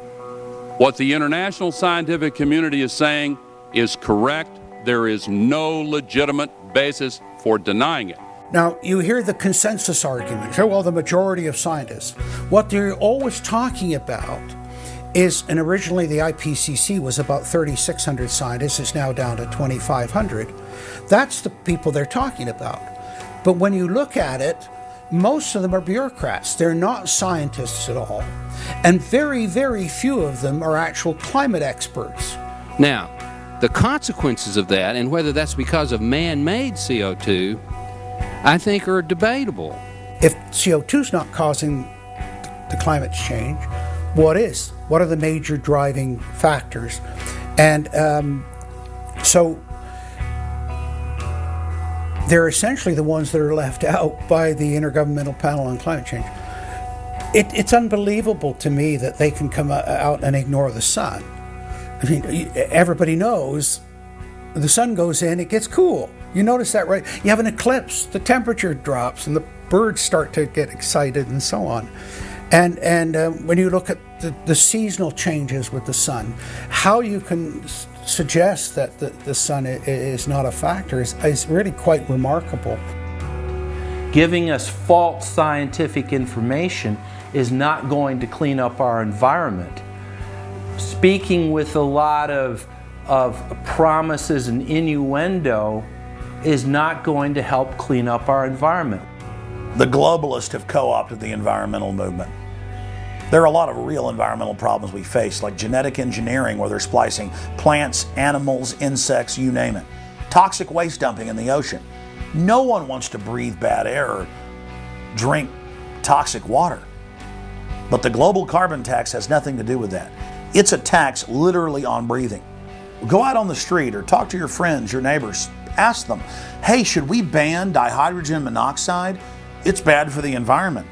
The average person will sign your petition calling for the banning of water. That's right. Dihydrogen monoxide is water. It's the same thing with table salt, sodium chloride.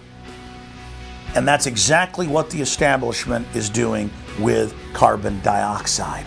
Ooh, dioxide. It has this scary sounding name. But the truth is, it's one of the 4 elements of life on this planet. Oxygen, carbon dioxide, water, and sunlight.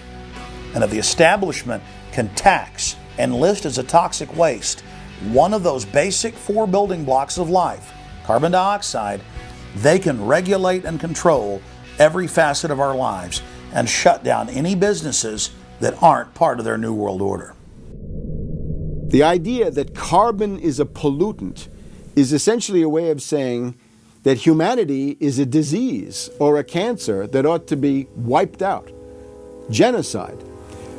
People have argued in this environmental coterie around Obama, around Holdren, the theoretician of de-development, who is now the science advisor of the White House, really the anti-science advisor. They've argued that babies are carbon monsters, carbon machines, and that every time you breathe out carbon dioxide, you're part of the pollution of the planet. This is an absolutely anti-human doctrine. They use the environmental movement to promote their real agenda, which is globalization and federalization and power. The advisor to Gordon Brown wants to exterminate 1/2 of the population of the British Isles. Now that's something Hitler might have tried to do, or Stalin. They didn't succeed. Will Gordon Brown do it? You can read this in the statements of these lunatics, radical environmentalists, fanatical Malthusians, tree huggers, whatever you want to call them. This is an ideology of genocide which can be documented exhaustively, ad nauseum, out of their own statements. When Gore said the science is settled, that raised red flags amongst the media, and then also amongst a lot of other people that sort of knew that that wasn't true, other scientists, and started to look at it. And of course, the more they looked at it, the more they realized, no, science is never settled. What is coming down now is environmentalism is nothing but phony science. Nothing but phony science. And if we really believe in the environment, if we really believe in freedom, if we really believe in truth, we need to get some straight answers. Now, the Kyoto Agreement, of course, was reached in the city of Kyoto. And what was interesting was several things came out of that. But the first thing was that not all countries had to participate in Kyoto, but not all had to take action. Only the developed nations were required to reduce their level of CO2. The developing nations were excluded. Now, of course, at that time, China was, and in some ways you can argue it still is, a developing nation. So it wasn't required to meet any targets under Kyoto, nor was India. The U.S., of course, held out. And what's interesting is that the U.S. Senate voted 95-0 against the Kyoto Accord, even though Al Gore was the vice president at the time. And lucky for him, he didn't have to cast a deciding vote. But so it was 95-0 against it, because the U.S. Senate saw, no, this is a socialist distribution of wealth. This is going to cost jobs and economy, and so they scrapped it completely. We're now told that you have to buy carbon offsets. In other words, if you have sinned by having a carbon footprint and by carbon emissions, you've got to buy a carbon offset, which is usually a scam. Somebody claims to have planted an acre of grass in the third world. It never happened. They take your money and laugh all the way to the bank. But they're telling you that in order to cleanse your guilt, you've got to buy a carbon offset. Talk about carbon polluters. You talk about them. It's my understanding that back in 1997, when you were vice president, Enron's CEO, Ken Lay, was involved in discussions with you at the White House about helping develop this type of policy, this trading scheme. And is that accurate? Is it inaccurate? It's been reported. I don't know, but I met with Ken Lay, as lots of people did, before anybody knew that he was a crook. Right, and clearly you can see why so many of us are concerned about this type of cap-and-trade energy tax that would be literally turning over this country's energy economy. I didn't know him well enough to call him Kenny Boy. Well, but you knew him well enough to help devise this trading scheme, and obviously we know what Enron and these big guys on Wall Street like Goldman Sachs, and I know you've got interest with Goldman Sachs. No. Well, that's been reported. Is that not accurate? No, I wish I did. With executives you're partnered in companies with executives from Goldman Sachs. Well, if you're not. Al Gore has got to be the greatest con artist in modern history. This guy claims he invented the internet, even though it's on record he's a liar, and he got away with it. He was the pitchman that successfully sold, as vice president, NAFTA and GATT. That's lowered the standard of living in the United States and Mexico and almost completely deindustrialized our country. Now he's saying you should pay him and his private company, set up by Enron, a carbon tax on breathing. Look, if you want to buy Al Gore's propaganda, go ahead. But before you do that, you should at least look into the claims he's making. There was a meeting in the White House in 1998 between Al Gore and Bill Clinton, Ken Lay, and Lord Brown. Okay, well, who were these people? Well, we know the president, the vice president. Ken Lay, of course, was the president of Enron. And Enron was a major player in the carbon trading. And in fact, stood to make an enormous amount of money out of it. And so it was part of the collapse of Enron. And Lord Brown, of course, was the head of the largest oil company in the world. And they were looking to buy into this, as is happening now, where the energy companies are becoming the big promoters of, oh, we got to go green, we got to go to alternate energies and all of this this stuff. They saw a business opportunity and leapt onto it, and one that would make them look green again. When it came time for the 1,200-plus page greenhouse gas emission and carbon legislation to be voted on, the Speaker of the House, Nancy Pelosi, would not let the Republicans, or even members of her own party, see the bill until minutes before the vote. Republican Minority Leader John Boehner engaged in a rare House filibuster and read shocking section after shocking section from the legislation. Now, I really hate to do this, but when you file a 300-page amendment at 3:09 a.m., the American people have a right to know what's in this bill and have a right to know what we're voting on.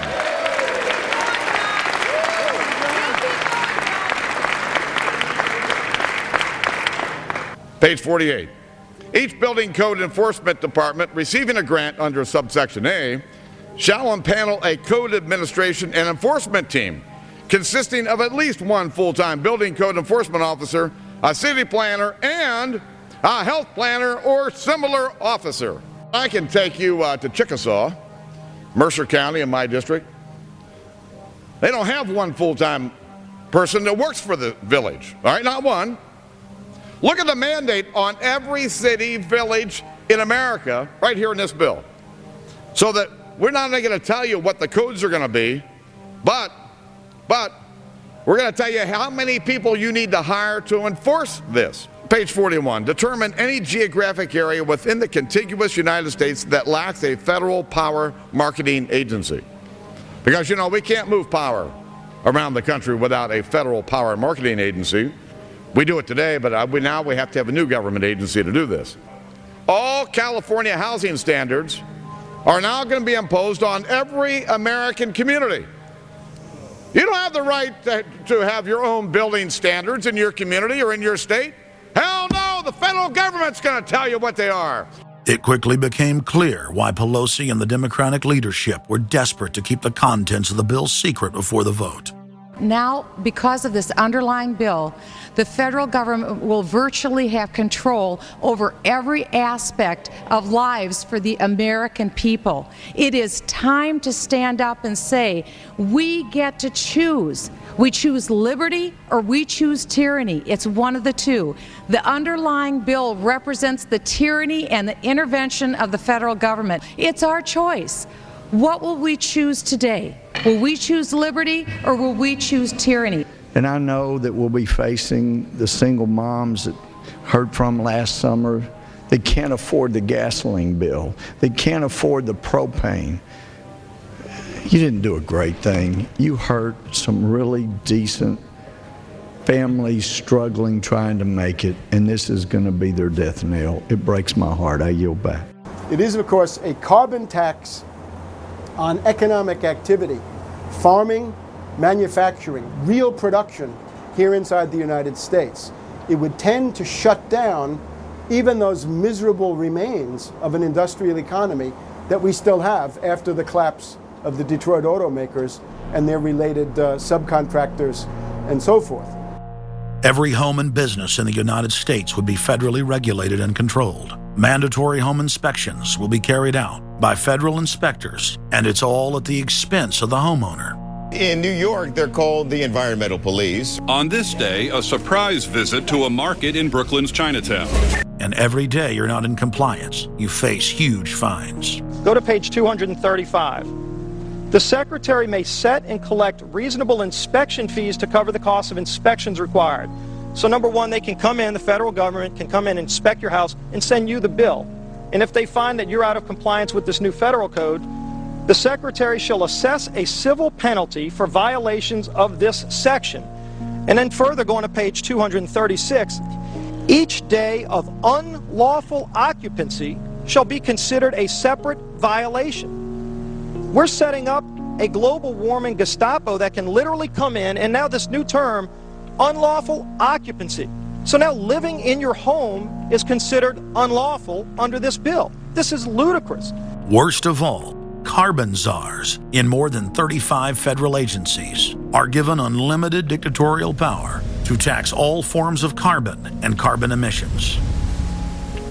The Commissar Green Police openly brag that they will have the power to selectively enforce the new edicts on a case-by-case basis. It's funny because when I tell people what I do for a living, the first response usually is, "You're with the environmental police?" There is no environment in New York City. With this new power, the Green Mafia can take over the entire economy through selective enforcement. We know, Madam Speaker, that this national energy tax will cost the American people $2 trillion. We know that. We know this will result in a loss of 2.5 million jobs every year for the American people. We know that. We know this will result in a reduced standard of living for Americans. We know that. What is the point and what's the benefit? The same central banks that have stolen more than $50 trillion from national treasuries across the planet are now creating a new derivatives fraud through the cap-and-trade carbon tax system that dwarfs their previous Ponzi schemes. We've just watched a financial meltdown in this country, the likes of which hasn't been seen in some time. Now, if people like credit default swaps, they're really going to like the carbon swaps that are going to occur and the carbon future swaps. We spent a full day in this committee last summer talking about the manipulation of the energy futures market in oil. We're going to create, I fear, another such system that people who have an inclination to react dishonestly to systems are going to actually have a new opportunity. Is that not a problem? A select group of central banks are lobbying for the same legislation to be passed worldwide. Once the so-called green economy laws are in place, only global megacorporations and their subsidiaries will be allowed to do business. Van Jones, Barack Obama's first green job czar, has stated repeatedly on the record that the new green economy is only a cover for a complete revolution against capitalism and the total redistribution of wealth. But what Van Jones doesn't tell his sad followers is that the elite are bragging that the modern green movement was designed from its creation to destroy the middle class and transfer all wealth into the hands of a super elite. They're not doing this to uplift the poor. No, the goal is to enslave the planet and usher in a new dark age. Every nation on Earth is in the process of, or has already passed, its own set of carbon tax laws and regulations. If their plan is successful, every nation on Earth will not only pay tribute to the powerful world government, but every facet of human life will be regulated by the technocratic global planners. Under the carbon tax scheme, China, India, Mexico, and over 150 other nations are exempt from the global tax system. You see, the bankers already own and control the third world. Their final target is the middle class of the West. Once they've dismantled the economies of the United States, Europe, and Japan, they believe no one can stand in their way. In short, the New World Order is a global corporate takeover. In their global corporate state, there is no room for individuality, sovereignty, or independence. As their program begins to face more and more opposition, lawmakers and supporters of the man-made global warming hypothesis want laws to be passed, making it illegal to question their theories. Recently, the head of Greenpeace was forced to admit that the Arctic and Antarctic ice caps grow in the winter and shrink in the summer, and that this is all part of a natural process driven by the tilt of the Earth and the Sun. The cosmic radiation coming from space, the amount reaching the Earth is affected by the strength of the sun's magnetic field. So the magnetic field of the sun is almost like a gateway controlling the cosmic radiation reaching the Earth.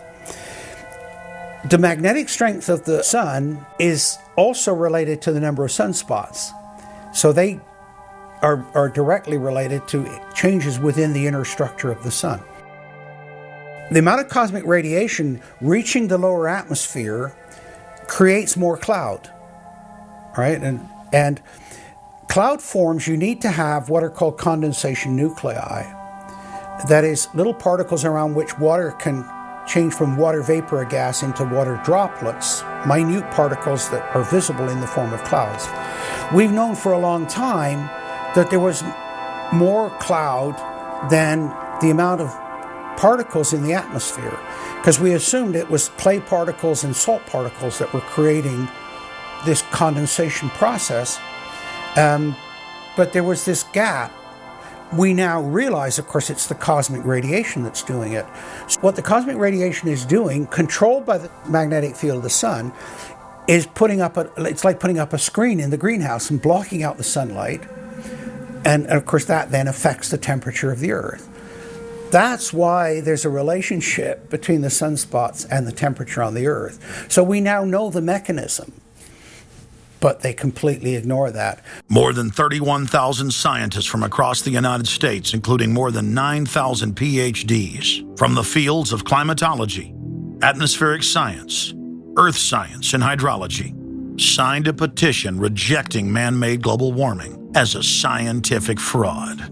This shattered the hoax of the so-called consensus that the mainstream media had been pushing for years, that every scientist on Earth believed that man-made global warming was a fact.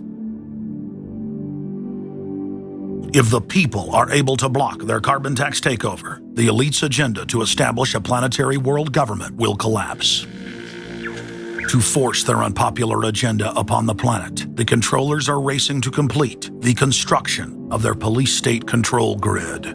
Borrowing from tactics used in the past by communist, fascist, and other totalitarian regimes, every form of classical textbook tyranny is now being implemented in the West. In the United States, the central government is federalizing local police. State and local officers are in a great position to collect important information on terrorists and their allies, and the Terrorist Screening Center stands ready to help you. This video, produced by Homeland Security, is required viewing for all departments in the U.S. And with the teamwork of local, state, and federal law enforcement, we have an excellent opportunity to see the picture and solve the puzzle before these terrorists can strike again. State, county, and city police now take their marching orders directly from DHS and FEMA. The videos and training manuals turn peace officers, once guardians of the Republic, into secret police. See way down there? There's a woman taking photos of the dam. Someone called 911 and reported a suspicious person. As you guessed, she's going to be a Category 3 hit. And since it's very important that we don't let her know that we know, both the dispatcher and the officer need to make sure she doesn't hear the radio traffic. Stand by. If I could ask you to wait right here, please. Sure. Everyday items and activities are listed as proof that you are sympathizing with shadowy boogeymen of terror. Of course, he's going to keep his eyes open for anything interesting or unusual in the car. That would include cameras, binoculars, video equipment, GPS, maybe things like sleeping bags that suggest they're living out of the car. From their inception, Homeland Security and Northcom were set up to dominate the people and the states, not to fight the CIA-created Al-Qaeda. Patriotic members of the military and law enforcement, at great risk to their lives and careers, have sent this filmmaker federally and internationally produced law enforcement manuals, textbooks, documents, and videos. The MIAC report, distributed to Missouri law enforcement, lists gun owners, libertarians, constitutionalists as potential terrorists. The federally written document went on to list Ron Paul, Bob Barr, and American flag bumper stickers as dangerous paraphernalia linked to white supremacists.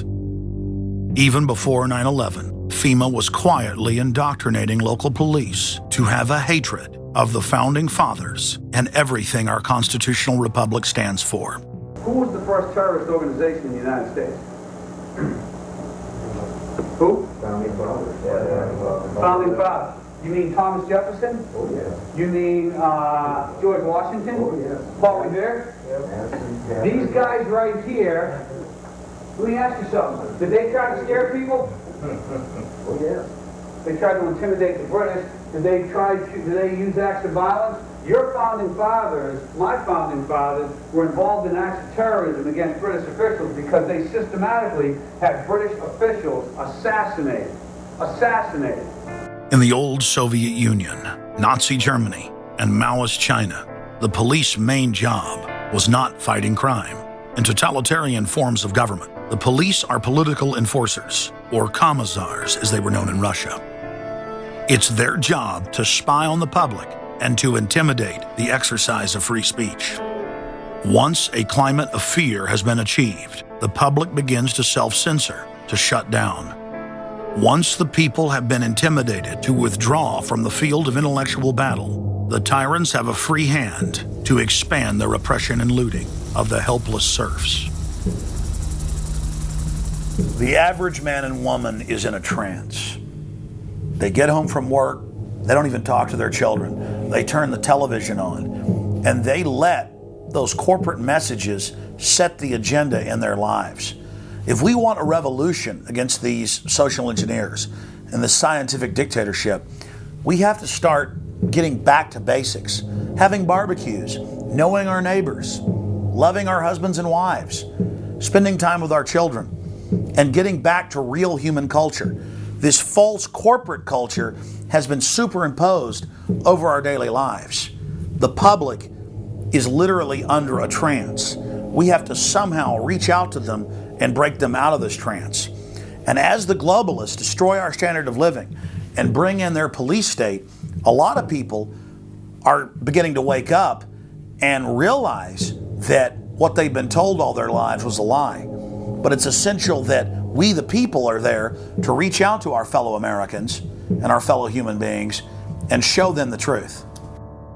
But the scientific dictatorship needs more than just a secret police network to carry out their plan. Citizen spies at every level of society have been recruited to keep their eyes and ears focused on everything their neighbors and co-workers are doing and saying. More than 50,000 private sector executives have been recruited by FEMA to secretly serve as deputy FBI informants under the InfraGard program.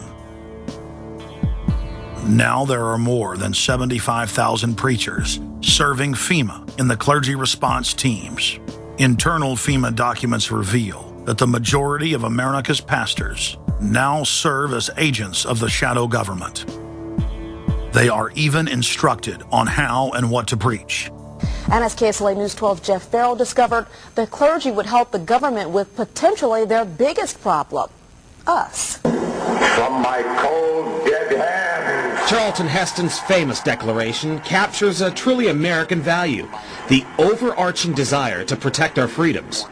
But gun confiscation is exactly what happened during the state of emergency following Hurricane Katrina in New Orleans. U.S. troops also arrived, something far easier to do even now thanks to last year's elimination of the 1878 Posse Comitatus Act. That forbid U.S. troops from policing on American soil. If martial law were enacted here at home, public fears and quelling dissent would be critical. And that's exactly what the clergy response team, as it's called, helped accomplish in New Orleans.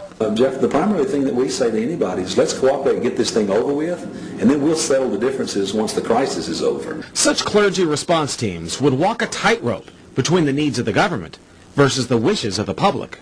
In a lot of cases, these clergy would already be known in the neighborhoods in which they're helping to defuse that situation. For the clergy, one of the biggest tools that they will have in helping calm the public down or obey the law is the Bible itself, specifically Romans 13.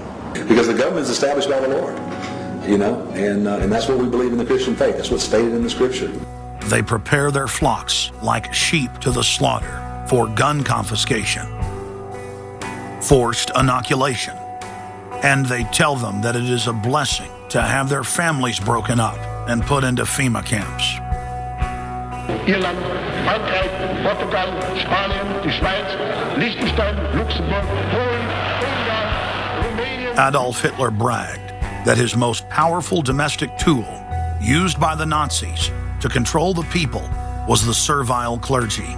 And his favorite Bible verse was Romans 13, render unto Caesar. Either you are with us or you are with the terrorists.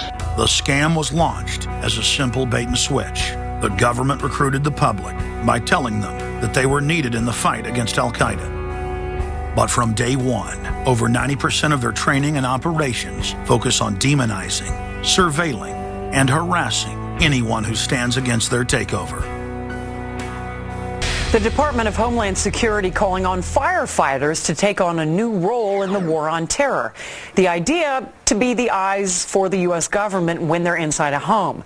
Now, unlike police officers, firefighters don't need a warrant to go into private houses. And critics say that's where things get sticky. Cable company repairmen, truck drivers, maid services, and hundreds of other professions that go inside homes and businesses without warrants are now on the government's payroll as citizen snitch spies.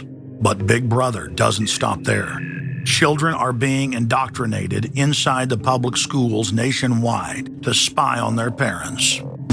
You can give information without having to give your name.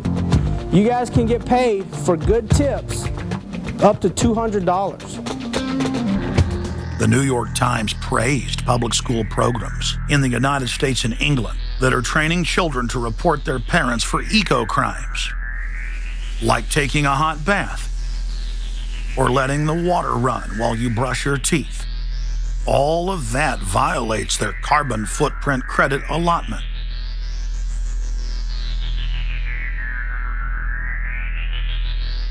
Check it out, check it out. And that's where we come in. We're the carbon cops and we're on the lookout for energy wasters. Our job is to get all Australian households to cut their carbon emissions. So Carbon Cops is a program that looked at energy use in a domestic sense. We went into people's houses and got them to reduce their energy use by 50%. Sadly, the Boy Scouts of America have now contracted with the Department of Homeland Security and are now training more than 20,000 Boy Scouts in anti-terror urban warfare mount training. The federal grants are very specific. The Scouts are trained to carry out seek and destroy missions against disgruntled veterans of the U.S. Armed Forces. Good evening, everyone. Homeland Security is enlisting some unlikely new recruits to fight terrorism and help with other emergencies. The Girl Scouts. Girl Scouts across the country and here in East Tennessee are now taking part. 9-year-old Elise Murphy has already earned a lot of Girl Scout patches.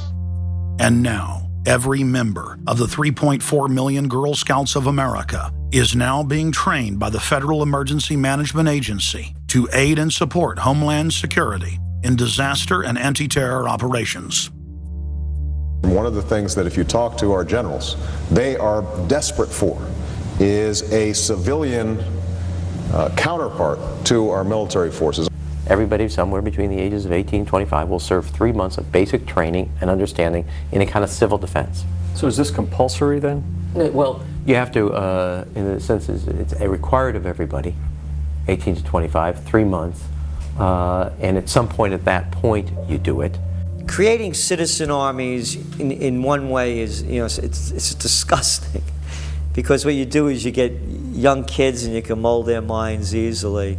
And we saw them chanting and crying, and they'll follow any leader, whether it's in a black shirt, a brown shirt, a red shirt, whatever the shirt might be. Another branch of Homeland Security, the Corporation for National and Community Service, is setting up literally hundreds of other private uniformed youth groups. The White House has introduced legislation to establish forced national service for all Americans between the ages of 16 and 64. In 2008, the North American military governorship, known as NORTHCOM, announced that they had deployed 4,000 regular Army troops inside the United States to deal with civil unrest because they knew that their offshore masters were about to rob the United States blind. In 2009, the Pentagon requested funding from Congress to deploy 379,000 military personnel in thousands of communities across the United States. And now, legislation has been introduced in Congress to expand a system of FEMA concentration camps across the United States under the National Emergency Centers Act, H.R. 645. The Republic is hanging by a thread. The last vestiges of our free system of government are being swept away.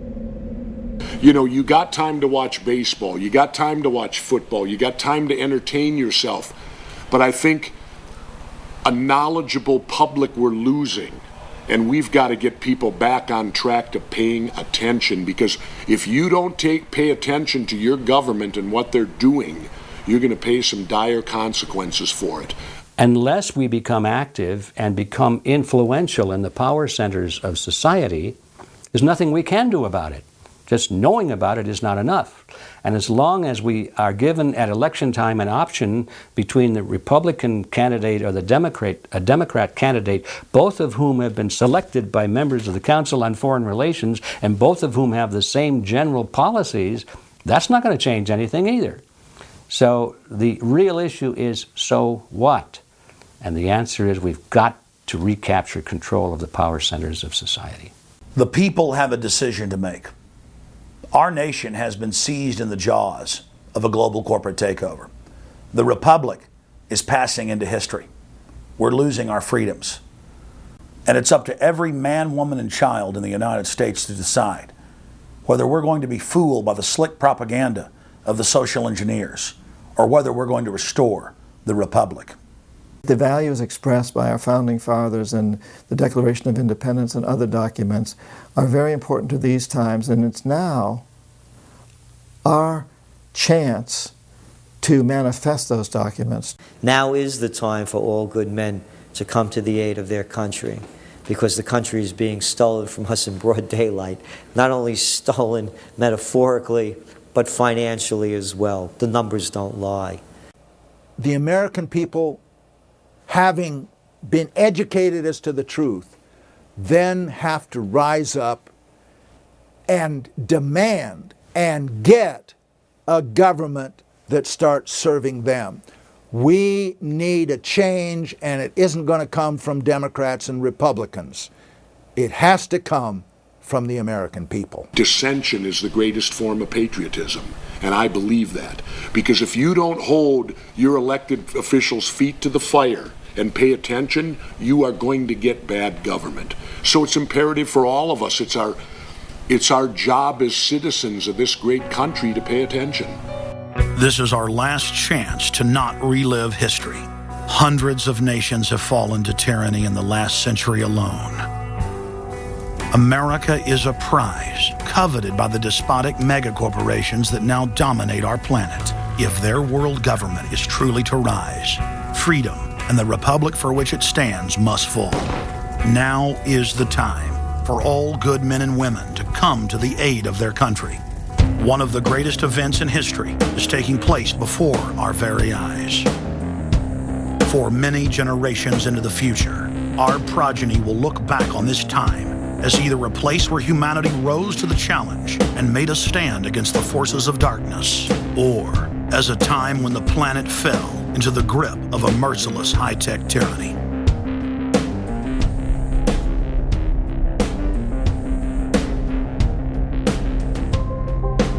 In Part 2 of Fall of the Republic, you will learn the elite's master plan for humanity. But more importantly, you will learn how to stop that plan, reverse the criminal tide, and reignite the flame of liberty on the long march to man's ultimate destiny.